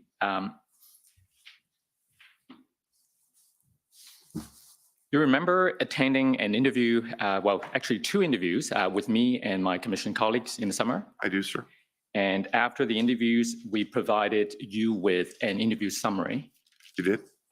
May I call up the document number WTS 6033? So Chief Party, this is the summary that we've sent you for review. It was the version of it, yes. Right. This is the version that you approved. Correct. And do you adopt its content in its Yes. entirety? Are there any changes or corrections you'd like to make? I think, like all documents, context is important, but I'm sure that will come out in evidence. That's right. That's right. Okay. Now, Chief Superintendent Party, I understand that you recently retired after serving more than 30 years with the OPP. 36 and a half years, sir. I started my policing career in '86. I left active duty in July 15th, but I'm officially retired now for 3 weeks. Only 3 weeks. Only 3 weeks. Congratulations. Now, you were a former critical incident commander, Yes, sir. and you have, throughout your career, worked for many years in the National Capital Region on major events. Well, I spent 28 years of my OPP career. Six of the years was with the RCMP in New Brunswick, but my 30-year OPP career, 28 of it was spent in Eastern Ontario in various roles. And the latter part, the last 12 years of my career was in a senior leadership role as a superintendent. And I did a lot of work in the National Capital Region with major events, presidential visits, North American Leader Summits, Canada Day events, et cetera, yes. And in the course of your career, have you collaborated frequently with members of the Ottawa Police Service? Yes, sir. And what do you know of their reputation in terms of managing or responding to large-scale events like protests and demonstrations? First class. First class. First class. Now, are you aware of any changes within the OPS in recent years that might affect their ability to respond to these kinds of events? Well, certainly upon my arrival with the integrated planning team, I asked the question, like, what's going on? What happened to you guys? And certainly the pandemic has had an impact, retirements, people moved on, lack of major events to keeping those skills honed when people move on. Emergency readiness, emergency preparedness is much like crime prevention. Nobody wants to pay for it when nothing's happened. And that's across all sectors. But certainly, there's been a lull, perhaps since about 2016, with the massive large-scale events that they've had in Ottawa. So it's just been a considerable passage of time that there hasn't been anything major. But yet Ottawa is renowned for almost daily protests of some sort. Mhm. So I'm going to take you back now to the event back in January, February. I understand that in January of this year, you were the commander of the OPP Northeast region, right? That's correct, sir. And then in early February, you were asked to lead the integrated planning group to assist the Ottawa Police Service. That's correct. So let's talk about the specific assignment, your lead role with the planning group, the integrated planning group. When were you asked to take that on? It was the evening of February 7th. I received a telephone call from my supervisor, who is Deputy Commissioner Chris Harkins, asking advising that they were putting together a team to go to Ottawa to assist Ottawa, and asked if I would be interested in leading that team. He felt that I was a good fit for it with my background. And he gave me 10 seconds to say I didn't want to do it. I accepted the assignment, and that very night packed a bag and headed to Aurelia for a briefing the following morning. Mm-hmm. And the following morning, what time was the briefing? I believe it was about 9 a.m. In the commissioner's office. Who attended? Commissioner Creek was there, Deputy Commissioner Harkins, Superintendent Mike McDonnell was present. Superintendent Craig Abrams was on video link. I believe perhaps the commissioner's executive officer may have been present as well, but I don't particularly recall. Right. And we've just this morning heard from Superintendent Abrams. Now, could we call up the witness will say number OPP 50792, please. Now, Chief Party, we have the commission has received a will say. It's going to be shown on the screen. I just wanted to ask you, do you recall when this will say was first prepared? Well, it was started while I was still in Ottawa. When in Ottawa? During the month of February. My supervisor, Deputy Commissioner Harkins, had suggested that, start putting my mind to developing or preparing a will state for the events leading up to and to the conclusion in Ottawa. I started it with high intentions of catching up and keeping it live, but within a few hours, my schedule was overtaken, and so I had maybe one page done while I was in Ottawa, and I completed it when I went back to my regular duties in North Bay. And when did you complete it? First week of March. Okay. Now, tell us about the nature of your assignment. What was the mandate? Well, the mandate was to provide Ottawa Police support. I was given a broad range to ask for anything I needed. I received from start of the deployment to the conclusion of deployment that type of support from not just my organization, because I was an OPP officer, but leading a team, an integrated team from multiple organizations. So it wasn't just OPP. It wasn't about the OPP. But I was given incredible support to ensure that we got what we needed, understanding the complexities of the events in Ottawa and the evolving events that are happening both provincially and nationally. Right. So a moment ago, you were starting to tell us about this 9 a.m. briefing. Yes. Involving, among others, Commissioner Creek of the OPP. Tell us about that briefing. What was discussed? Well, I got an overview from Superintendent Abrams as to the state of the union in Ottawa, that the concern was there wasn't a plan. They were asking for a lot of resources, but there was no concrete plan in terms of how those resources were going to be utilized. There was dysfunction. There was a loss of confidence and faith being displayed by the public. The narrative in the media was certainly slanted. There was no, in terms of the the protest and by the protesters. Generally, it was a crisis in Ottawa. Now, you mentioned earlier that the purpose was to support. One of my most common phrases that I uttered throughout my time is in Ottawa with their senior executive, their officers, is we're here to help. Mhm. And What kind of help? whatever they need, but we were there to help build and complement any plans and direction that they had. There was never an intent, and this was explicit in my assignment. We were not going to Ottawa to take over command and control of the event. We were going there to support them. Certainly there was a goal to integrate or unify commands. This is an event that was clearly now beyond the capability of one signal organization just by its size and the need for resources. It stretched well beyond what Ottawa Police themselves could provide, which in my world, that's generally the kickoff for developing like a unified or an integrated command with others. Mm-hmm. That was the focus, to get there to have a team of dedicated people, of which I only knew one of the people that were assigned to me. I was going to be meeting these people that evening when I arrived. I was given a contact with the Ottawa Police, and later that morning I got in my vehicle and I started making my way and spent the next 4 hours on the phone.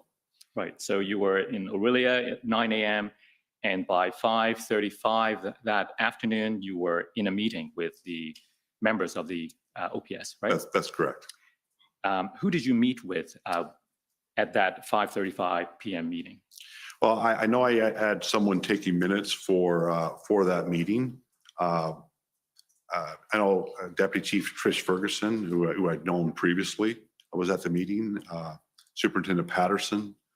There was a number of other folks with them, both on conference and video link. I know that initially, even in my own minutes, it reflected that Chief Slowly was present at the meeting because that was on the invite, but he did not make that meeting due to emergency family. It was delayed, right? I don't recall him joining. The minutes don't reflect any comments or whatsoever from the chief. My recollection is he did not join the meeting at all. All right. Now we heard from Deputy Chief Ferguson from the OPS yesterday. I believe she said that the former chief was delayed, but he did join by teleconference or some other means of remote communication. And that is very possible. As I said, I reviewed the minutes from the meeting. When you look at all the minutes that we took throughout the event, it's very clear, in my humble opinion, who's speaking. There was certainly no indication from those minutes that he was there, but it's very possible that he did join. Right. Now, if we scroll down, this will say to the next page. Right. So the first dark bullet, planning team held its first meeting at 17:35 hours from RCMP headquarters with the OPS. All OPS were on video or conference call. Also note that counsel for the OPS, Christiane Hunnot, was present. Do you recall her being present by video conference? Yes, right.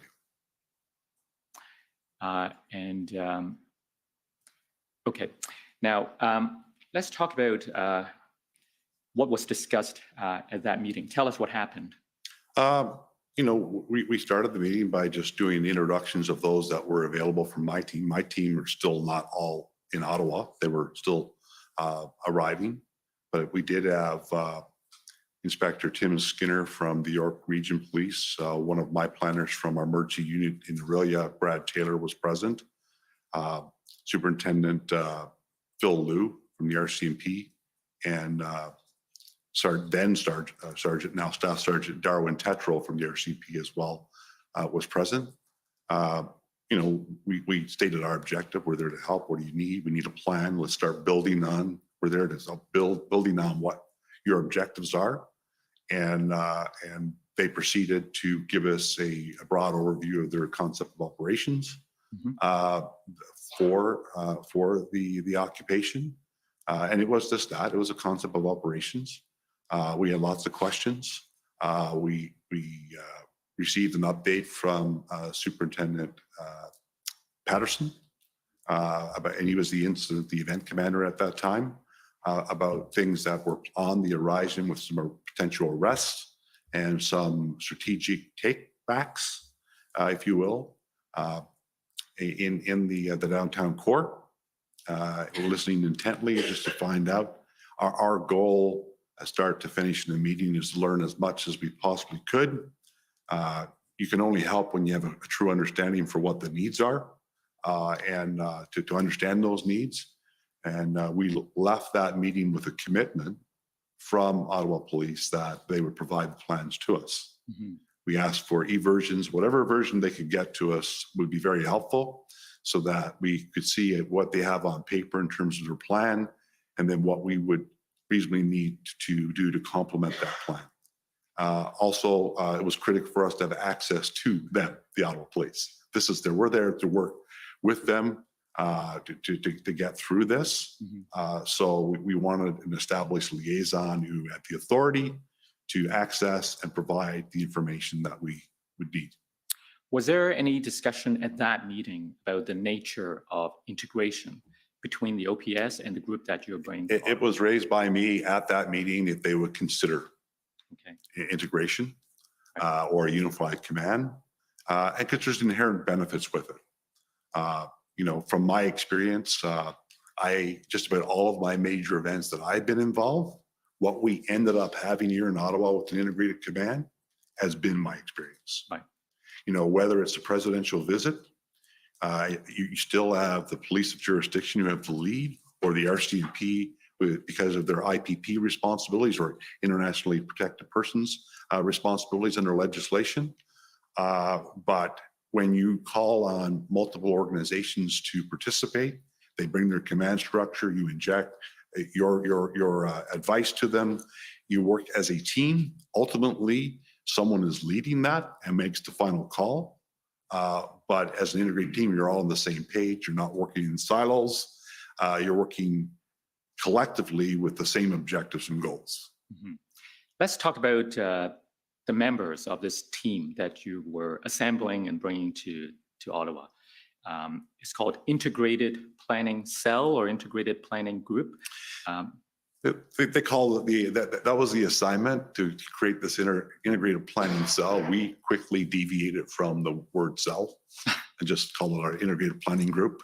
But yes, I was provided with planners from Toronto Police Service, two planners, Sergeant Arlene Duffy and Constable Isabel Etier.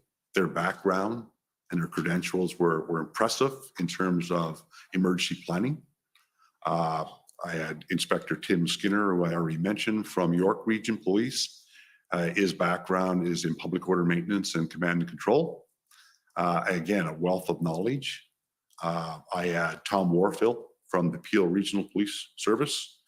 Tom came to us with a background in case management to ensure that we were capturing to the best that we could in a very kinetic and dynamic environment as much of the information, versions and whatnot as we went forward.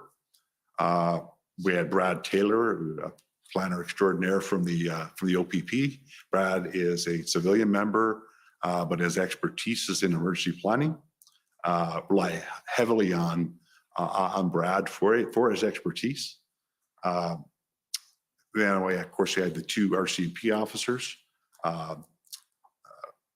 Phil Liu, who became my right arm throughout the event.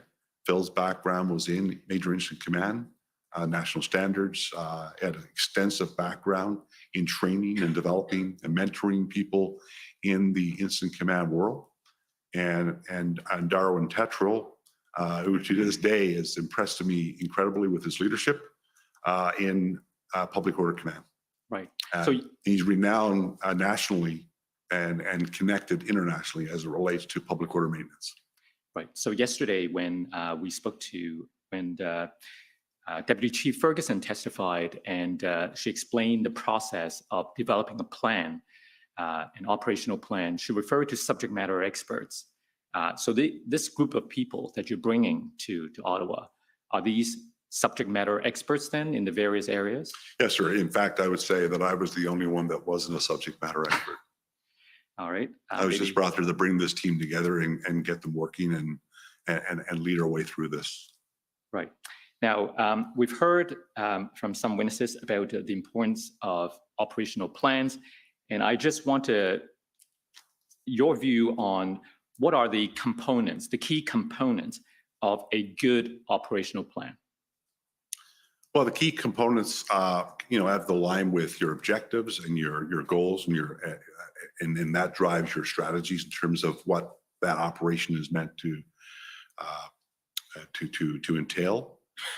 Certainly, you need to have a clear understanding in creating a mission for the event. The mission statement is something that in every event that I've ever been involved in, whether it was a peaceful event or not, is something that is critical that your members, your employees, your officers on the ground, everybody is in line with the mission of the plan.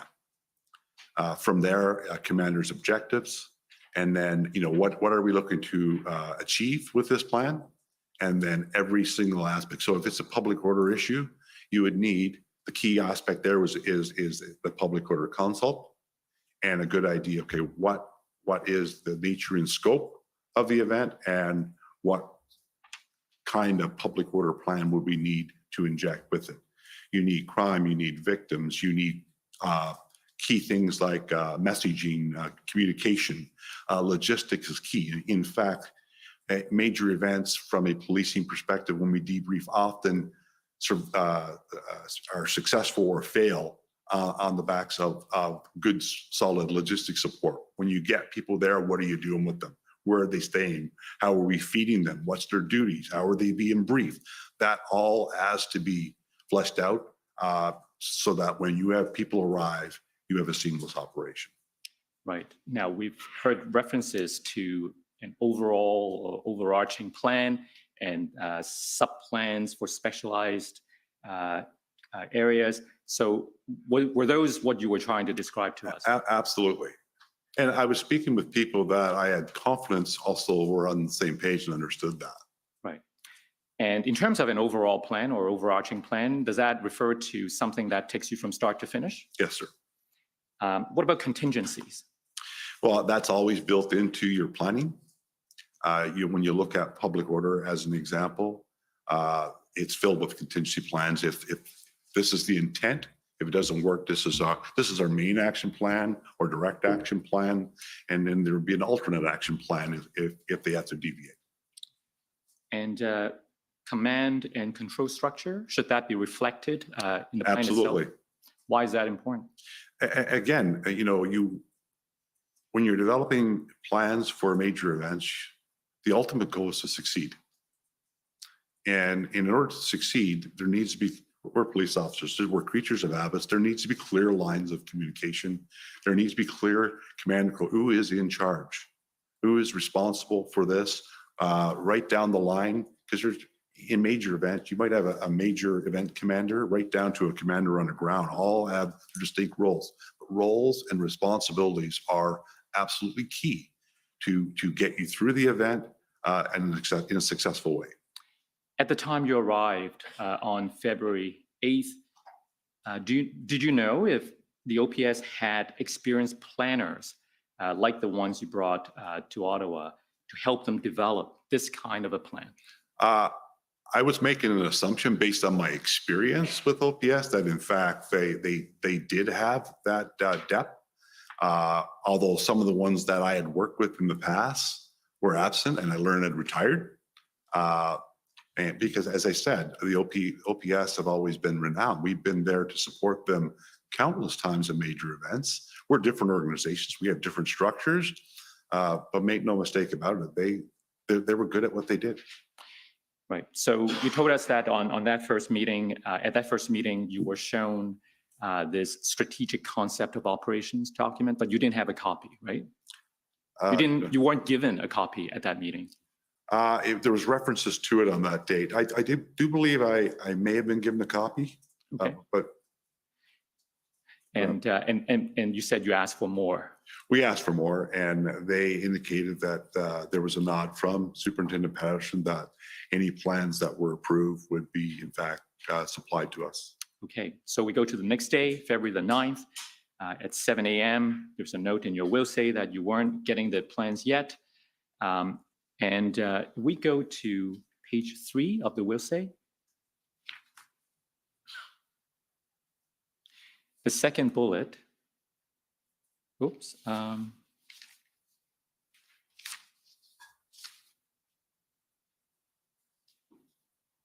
That's right. Maybe scroll down a bit. Is this page 3? Oh, that's right. Sorry, scroll up, please. Okay, the second bullet, discussion after the discussion around injunctions, and then stressed we needed to develop a plan. Oh, I'm sorry, I think I'm looking at the wrong page. Okay, I found it now. So go down again, I apologize. After February, the heading February the 9th, do you see the second bullet? Yes. And the last 2 sentences, learn that everything had to go to the chief before it could be actioned or released to our team. Now, I just wanted to ask you about that. What did you mean by this? Well, we learned very, very early in our time in Ottawa that the chief was very much engaged, and that ultimately everything that they intended to do had to be approved by him. Who told you this? I heard it from just about every OPS employee that I dealt with there in some way, shape, or form. Okay. But it was very clear to me in my dealings with their senior officers, Chris Riem, whose name is there, Rob Drummond, who was at times working with us in different aspects, Trish Ferguson. I didn't deal a whole lot during my initial days with Deputy Chief Bell, but certainly it was very, very clear that Chief Slowly was to be informed of and approving all aspects of their operation.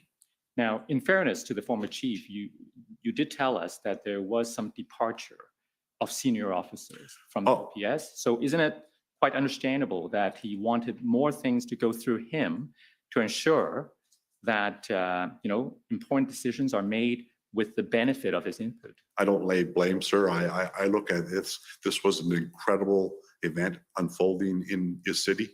That was the loss of confidence that you were seeing in the media, in the police service, undoubtedly brought a lot of stress to bear. That he wanted to be looped in on everything that was going on. I can't fault him. And you also mentioned earlier that that the OPS counsel, Christian Hunnot, was present. Yes, I did find that to be, from my experience, to be a little bizarre. Why is that? Well, needless to say, I've been involved in a lot of major operations over the years, and there's always consult with legal on our legal authorities and common law authorities, and there's different tactics we're used to make sure that we're sound within in the law. However, it was a first-time experience to have counsel actually sit through operational discussions. But wouldn't it be helpful to have a lawyer around in case any legal questions arise? Well, again, as it became more protracted, the event, I suppose it could be, where you would have counsel there immediately to give advice back on legal points that were being discussed. But as we proceeded, it certainly came across a little bit more than that, that she was tantamount to an approver of the action of the plan, which was very concerning. It's police operations. Okay, so that that was your, that's the morning of the 9th when you were still looking for a plane and not getting it yet. Yes. And then around noon that day, you got to meet with the OPS team again, right? Yes. Where did you go? Well, we had called for a meeting to discuss things more broadly. And it was downtown Ottawa at the Ottawa Police Station, 474 Elgin Street. It was in an upstairs boardroom. We couldn't bring all of our team. I would have liked to, but we were going to be somewhat restricted, and we were still in the pandemic, so we were mindful of all these things still going on. So we brought a smaller part of the team, including Craig Abrams, who also joined our team initially, along with Mike Francis, 2 OPP officers who had been in Ottawa working already, assisting Ottawa, one from a POU perspective, one more from a strategic command perspective. Myself, Tetro, Skinner, and Phil Liu, and there was another RCP officer, I believe his name was Charles Mason, was present with us at meeting, along with the OPS command team and their counsel. Okay, well, tell us what happened at that meeting. Well, again, we discussed 2 different documents that they provided us, their strategic concept of operations. That was the same one that you saw yesterday? Yeah, very similar. And yes, I believe it was the same. They're a broader overarching kind of concept of operations for the truck demonstration. And we had discussions about that. We were asking for numbers. There was a sergeant or staff sergeant LeBlanc from the Ottawa Police Service who provided us the breakdown of numbers, what they needed to sustain operations. And the number, if I'm not mistaken, was 516 FTEs or police officers to sustain operations at all the checkpoints that they needed. We had a lot of debate about that. Ultimately, there's some math issues that we came to terms with. But again, our goal is there to completely understand. We didn't just go in blank and say, what do you need? Here you go. So we had discussions about that. And then we had discussions about an overview provided to us by Superintendent Patterson of an operation at Rideau and Sussex that they were contemplating. My notes reflect that it was scheduled for 4 with a possibility of being moved up to 11 p.m. And that night, as I noted, I brought those that I did to this meeting for a specific purpose. And, we had discussed it prior to, like, we're going there as a team. You have input to give it. We have a lot to get done here in a short period of time. Let's not hold anything back here. So Darwin Tetro asked if he could speak when he was being presented this thing. And I do appreciate when I heard the tail end of Superintendent Abrams's evidence that he mentioned the number 400. The number in my mind and in my notes was 800. He said, based on his knowledge of POU, when you look at the dynamics of this event, the number of areas that were blockaded and the work that had to be done, we would need approximately 800 POU officers to effectively dismantle this protest. But furthermore, and the key thing for me, hearing from a subject matter expert with his level of experience, is that once you start this operation, you should not stop. And their intention, as it was presented to us, was to kind of do it to use the words that were used, chunk by chunk. And there was recognition that it would be very resource intensive, a significant demand on resources to do it that way. But we didn't have significant number of resources. And the best advice and evidence, best advice I was receiving right at that meeting from our SME is that strategically, if you're going to do this appropriately, when you start your POU action, you should not stop. You need to start moving systematically through all the points to shut it down.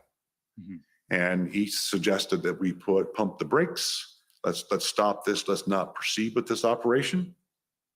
And ultimately, that is what happened. Although I did have conversations with the incident commander who was assigned to the operation just by happenstance. Is that Burnett? Paul Burnett, yes. And ultimately, that operation did not happen. But that was back to the meeting. That is inject into it. There was a lot of discussion about resources because when he raised that number, and again, the number sticks out to me because it ultimately was the number of POU approximately that we needed to successfully dismantle. So Darwin Tetro is from the National Capital Region. He lives in this area. He runs these programs nationally for public order maintenance.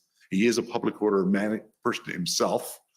And he had given a lot of thought to understanding the zones, which had been presented to the day before in terms of the checkpoints and the key areas of concern in the red zone.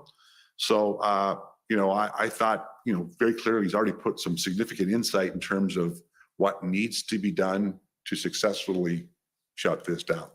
So Chief Slowly, very passionately and very concerned about the reliability of getting resources. He was very concerned that we would come through. He wanted guarantees with no caveats that if you're going to say you're going to give us X, you're going to give us X, period. No questions asked.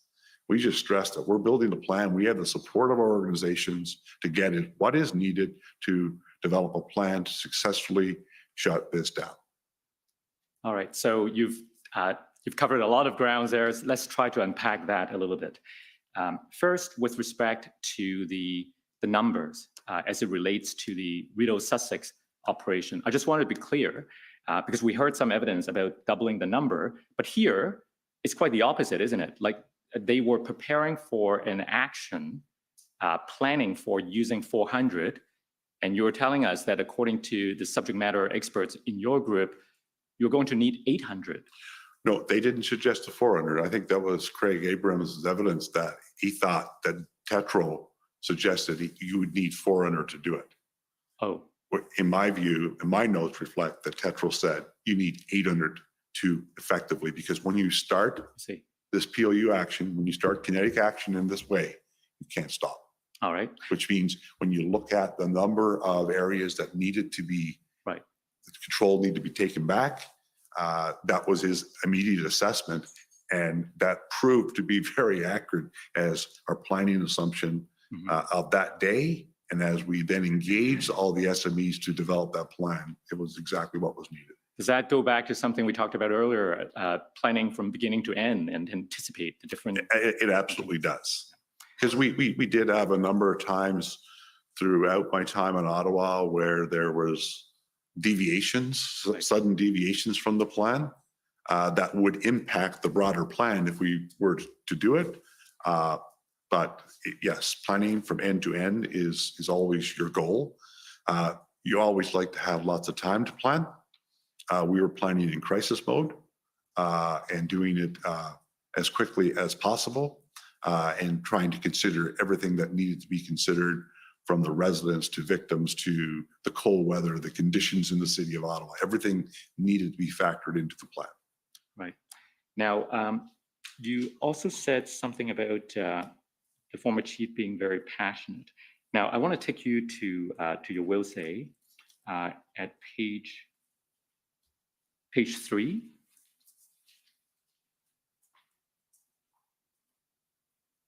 Sorry, page 3 at the very bottom. So here,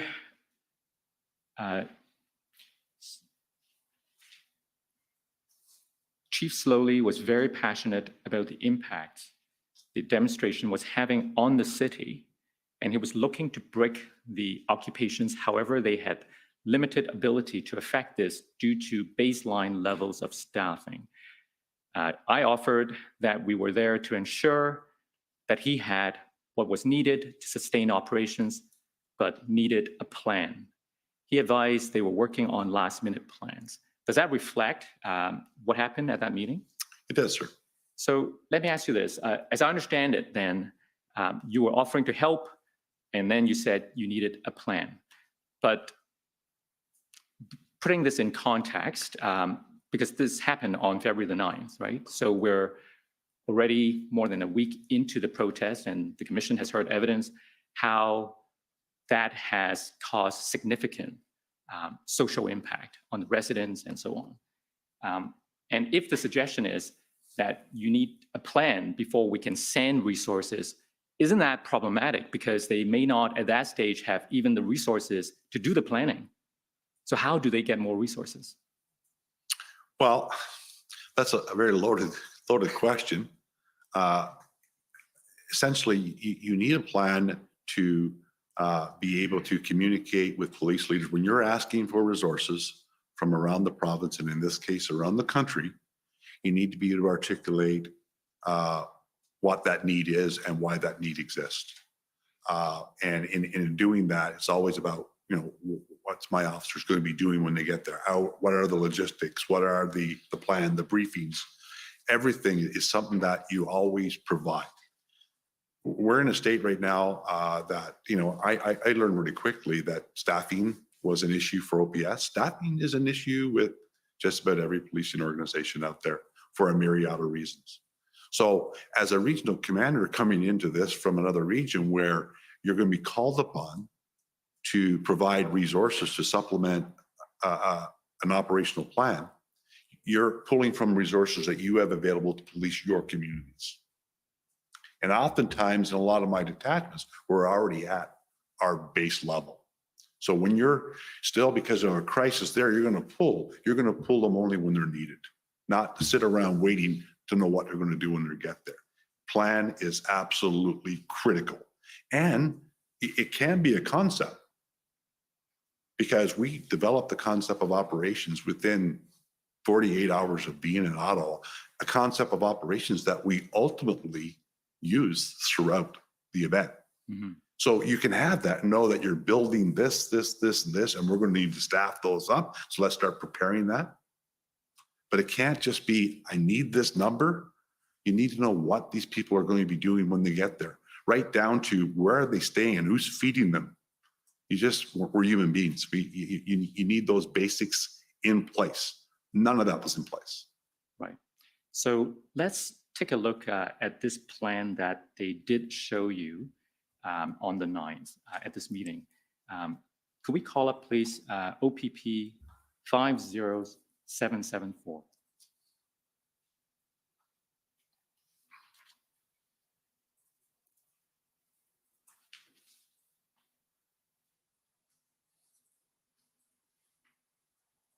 So if we go to page 91, please.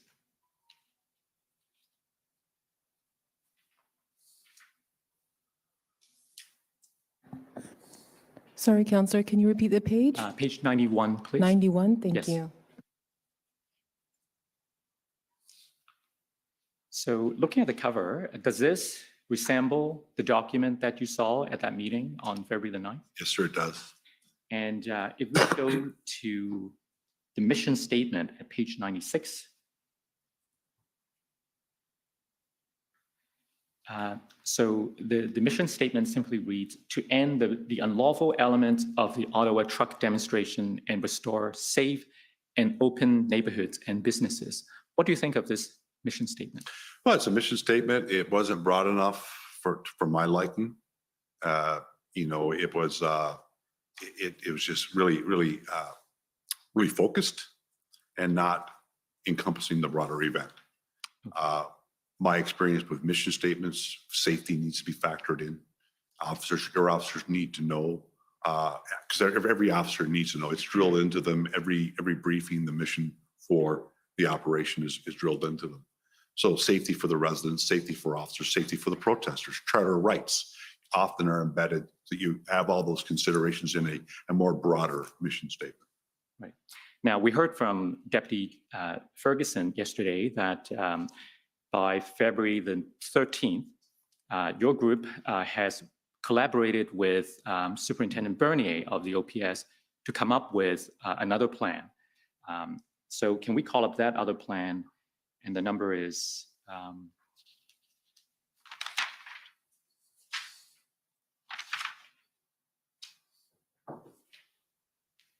OPP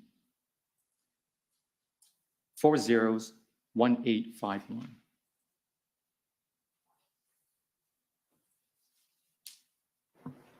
Sorry, can you repeat that? OPP 401851.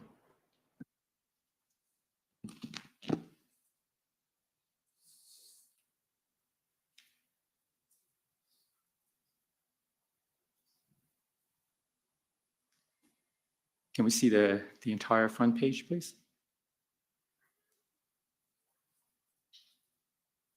Or maybe the next page has the date. There we have it. Do you recall this as being the plan that was developed by the 13th? Yes, sir. That is my signature on it. Okay. Can we go to the mission statement at page 8, please?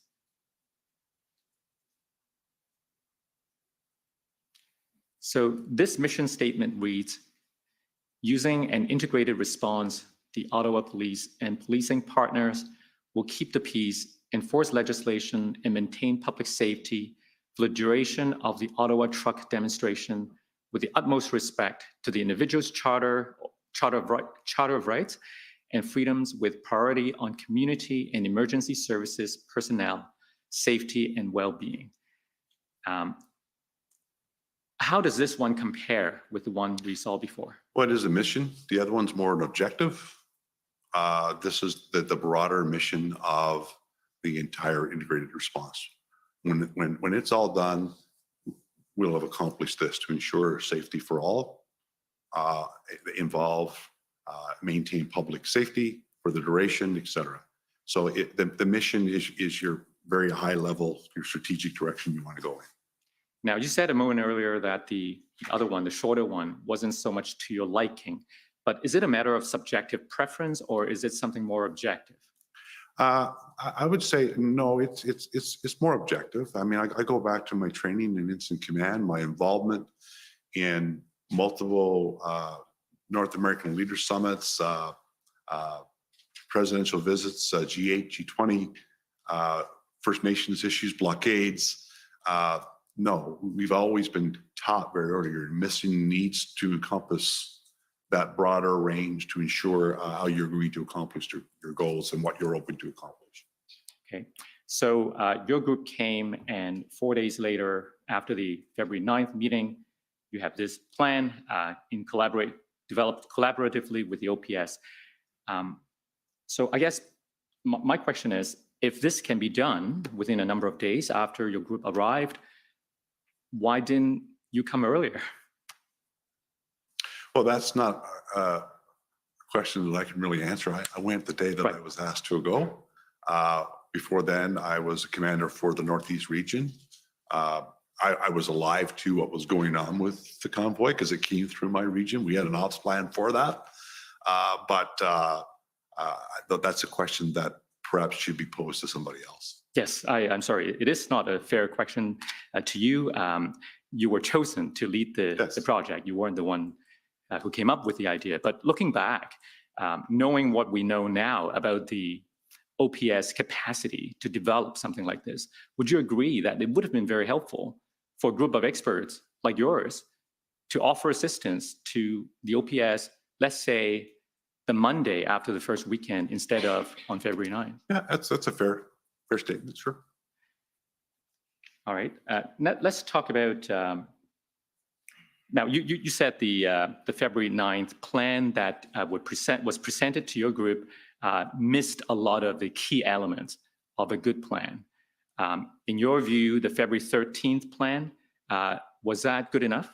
It was getting there. I mean, we were, as I mentioned, when you're building a plan in crisis, you're ensuring that you are encompassing all key elements to that plan, knowing that there is literally things are going to be continuing to be built into that plan once the event is even finished. Yeah, because it's based on your concept. You know what you're going to do and how you need to resource it, but you're still continuing. The plan will continue to evolve through the duration of the event. Right. Now, one of the things that you also told us that arose during this February 9th meeting is the former chief's request, or he was seeking some assurances. He was asking for some kind of a guarantee that the resources would arrive, right? And I take it that you disagree that that kind of guarantees could be given? It wasn't that I disagree that the guarantees could be given. I think we need the context of the conversation. There's debate about some misrepresentation of numbers in the media that he had with Superintendent Abrams. There was discussion because he made it very clear, from my view, in conversation I had, that there were people in the ministry that wanted him to fail. And he had sources in the ministry that were letting him know that, people wanted him to fail. And I just assured him that, well, we're not those. We're here to help. Well, what about the argument that to plan properly, one needs to know a little more about what kind of resources you can count on? So for example, if the OPS were to develop a plan based on having 1,800 officers available, that plan wouldn't have been very helpful if those people are not actually coming, right? Well, I'm going to suggest the opposite. If they had a plan, an operational plan that encompassed 1,800 officers with duties assigned in a rotating cycle, then we would have then refined likely that plan to ensure that it was sound, and we could have done that fairly quickly and started our deployment, because we actually started deploying officers in our team pretty much on day one as needs were arriving. All right. Now, if we go back to the will say, please. Document number is OPP 50792.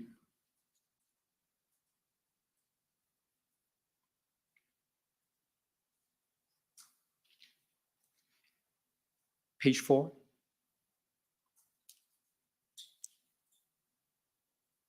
Go down, please.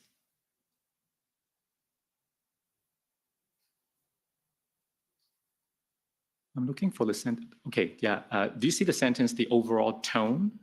Yes. The overall tone of this meeting was somewhat unprofessional and disrespectful. Chief Slowly was very clearly under tremendous pressure to act and was very suspicious of levels of commitments from police agencies. Tell us more why you said that. Well, as I said, when we attended this meeting, we fully anticipated to, and I don't look for thanks, but expected that we were going to be welcomed there, that they was going to be happy that we were there. The meeting, the meeting overall, the tone, I would say, was very antagonistic. It was disrespectful. In terms of we're there to help, and he's just not trusting it. It was very clear he had confidence issues in what we were there to do. It wasn't what you expected. Certainly not what we expected. I think just about everyone on my team at some point in time within the minutes of leaving the meeting received apologies from other members of his command for his behavior. Right. Now, if we scroll down on the same page a little further, we may go into the next page then. I'm looking for the sentence that starts with after the chief and his team left. Right, thank you. After the chief and his team left the room, Inspector Debbie Palmer remained with our team, and we again pressed for copies of their plans, e-versions, and she stressed the chief's comments that some aspects of their plan had not yet been approved. Yep. Tell us.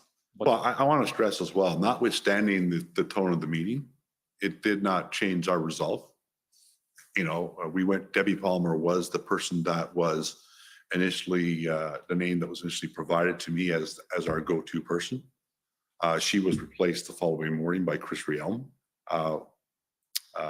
But that's what the chief had meant. There still was some last minute planning going on. And she said she would do her best to get it for us. But, in the end, we really never did receive a plan from the OPS. Right. So at the end of this meeting on February 9th, was there any agreement between the OPS and the Integrated Planning Group on any operational plans going forward? Well, we just committed to continue to build and work with this team and to build a plan to complement what their objectives were from their ConOps that they provided us. And was there any agreement about the degree of integration? No. Now, we expect that we may hear evidence from Mr. Slowly that to the extent his approval is required, he gave all the approval necessary on February 9th. What would you say to that? I obviously wasn't there because I received no such information of approvals. I think it's reflective in the follow-up meetings when we have, when I would call them to say, what's your status? Well, we need a meeting before we need another meeting before for me to understand that before we can move forward. So there was no implied, certainly no implied or explicit approvals for anything. Commissioner, I saw you looking at me. Is that a sign? If it's a good time It is for a good lunch, time. we'll take an hour for lunch and come back after. Thank you. It's very perspicacious on you, but notice. Okay, so they're going to break for lunch and we'll come back in an hour. The commission is in recess for 1 hour. La commission est levée pour 1 heure.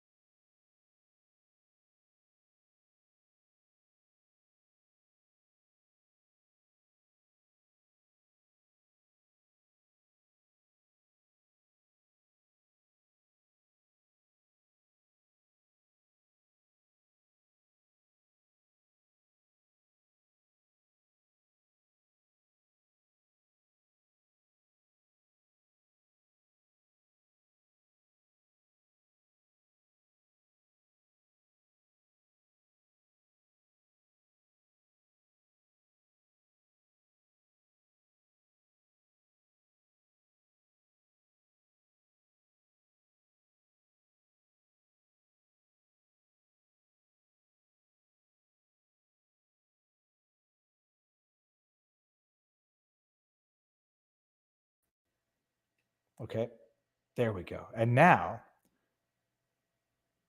how do I share the StreamYard here? Is it this one or this one? It's this one. Now watch this, people. Oh, Inception. There we go. And now we see the chat. Dude, I don't even know what we're looking at anymore, is how confused I am. They're on break, so nothing to watch there. I can't end that. So what I'm going to do right now, I'll just go to YouTube. I'm going to get a video that's going to be nice for us to watch as we wind up on Rumble. Thank you all again for being here. As always, beyond the black pill is always the blackest before the dawn pill. We just need to wait for the dawn pill. But I'm going to find something nice to watch on the way out so that we can at least leave feeling slightly good.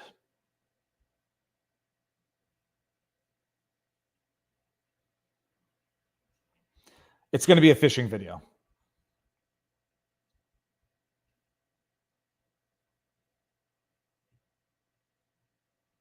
Hold on, I think I've...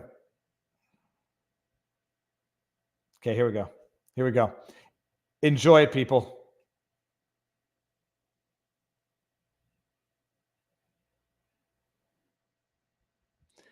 Thank you all for being here. Enjoy the day, Sunday night. Maybe tomorrow, we'll see what happens. Don't give up and don't give in, but don't do anything that will make you feel bad about yourself. Everybody, go. Enjoy the day. I don't even remember what's happening in this video.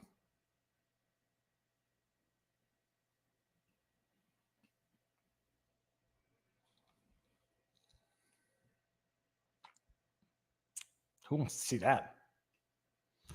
Go, everyone, enjoy the day. See you soon.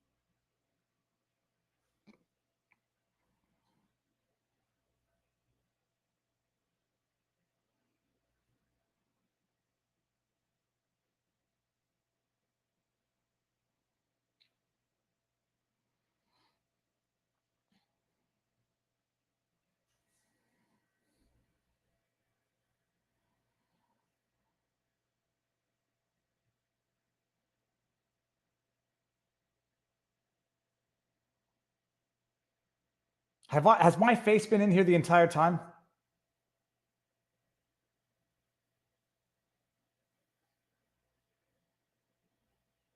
Hold on, guys. I'm closing.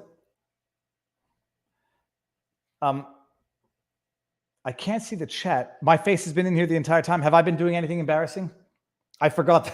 I forgot that I was still in this stream. Did I pick my nose? Oh, geez, I'm sweating because I don't even know if I was doing anything embarrassing. Well, that's funny. I was watching a video which you didn't hear, which was me catching.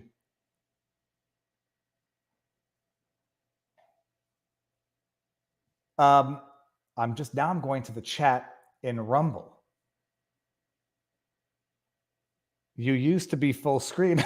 I was sitting here watching a video of me finding that lure in the fish's mouth. Well, this is confusing. Holy cows. Now I'm sweating because I don't think I was doing anything embarrassing. Who knows anymore? Oh, yeah. What do you want to show? You want to go for a walk? Okay, hold on a second. Get out of here. Let me see. So we've been on pause for a little while, eh? You were just sitting bobbing your head. Okay, well, here, this is what I was watching. Hold on. I have a comment that I had not sent from a long time ago. Here, this is what I was watching. If anybody wants to go watch this while we're on break. I haven't gotten through the whole video, but it was funny. Okay. Woo. So now what I'm going to do, this is going to be boring as hell. We're going to leave this run and I will pop in and out and participate in the chat. If I put an icon on the side, we're having trouble streaming your destination. It's possible the RMTP. People, I'm going to refresh this for 1 second. Reload site.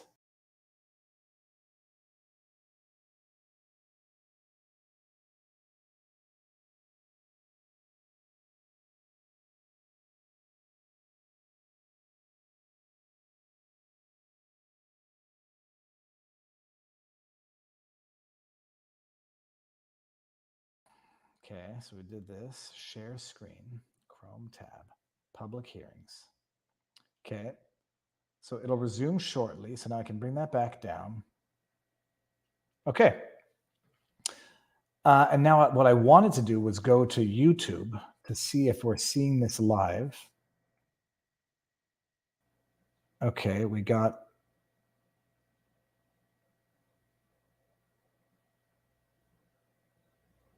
what am I looking for? Viva, for goodness sake, Viva Clips. All right, well, it's going to be boring until something happens, and I'm not going to be sitting here until it does. Okay, so we're still live. Good.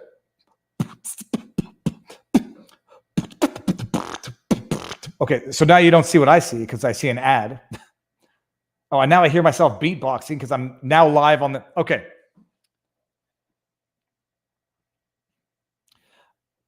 Okay, and I'm taking these off. Okay, so now we're good to go, people. It's set up. StreamYard. When it goes live, I'm going to continue going back. Okay. Now I want to have my avatar. Stop mic cam. No. Edit video avatar. How do I put... Okay, so hold on. I'm going to try to figure out how to get a decent picture in for that. Continue looking at my stupid face as I try to figure things out here. Okay, we're going to go live video stream. That one is still live. Good. Oh, I'm an idiot. I shut down the stream I shut down the wrong stream. Damn it. Okay, I'm going to restart the stream. I ended the wrong stream. I meant to end the first one. Okay, I'll set up a new live stream. It'll be live on Rumble in a second. I'll share the link around.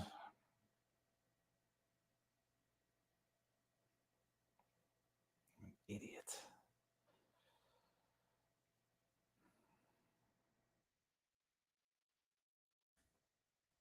Now I'm just looking for a better picture for the avatar if I can do that.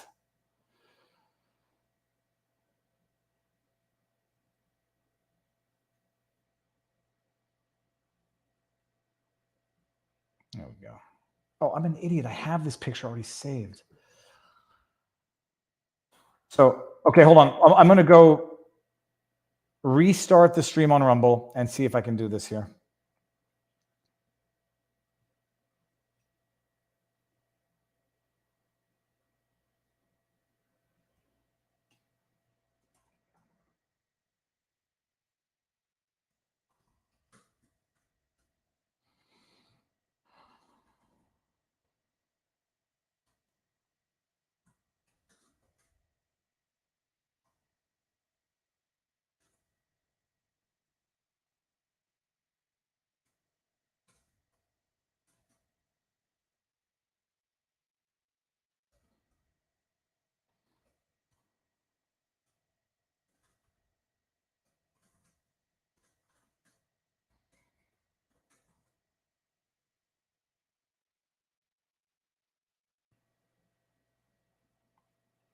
Okay.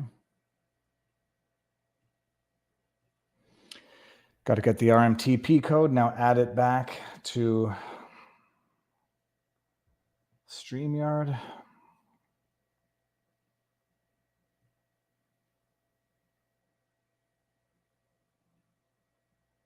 I think I have to kill the whole stream and bring it back. I'm gonna kill both streams, start it again, and I'll see you in a bit. I'm an idiot, but it's on break anyhow. So see you soon.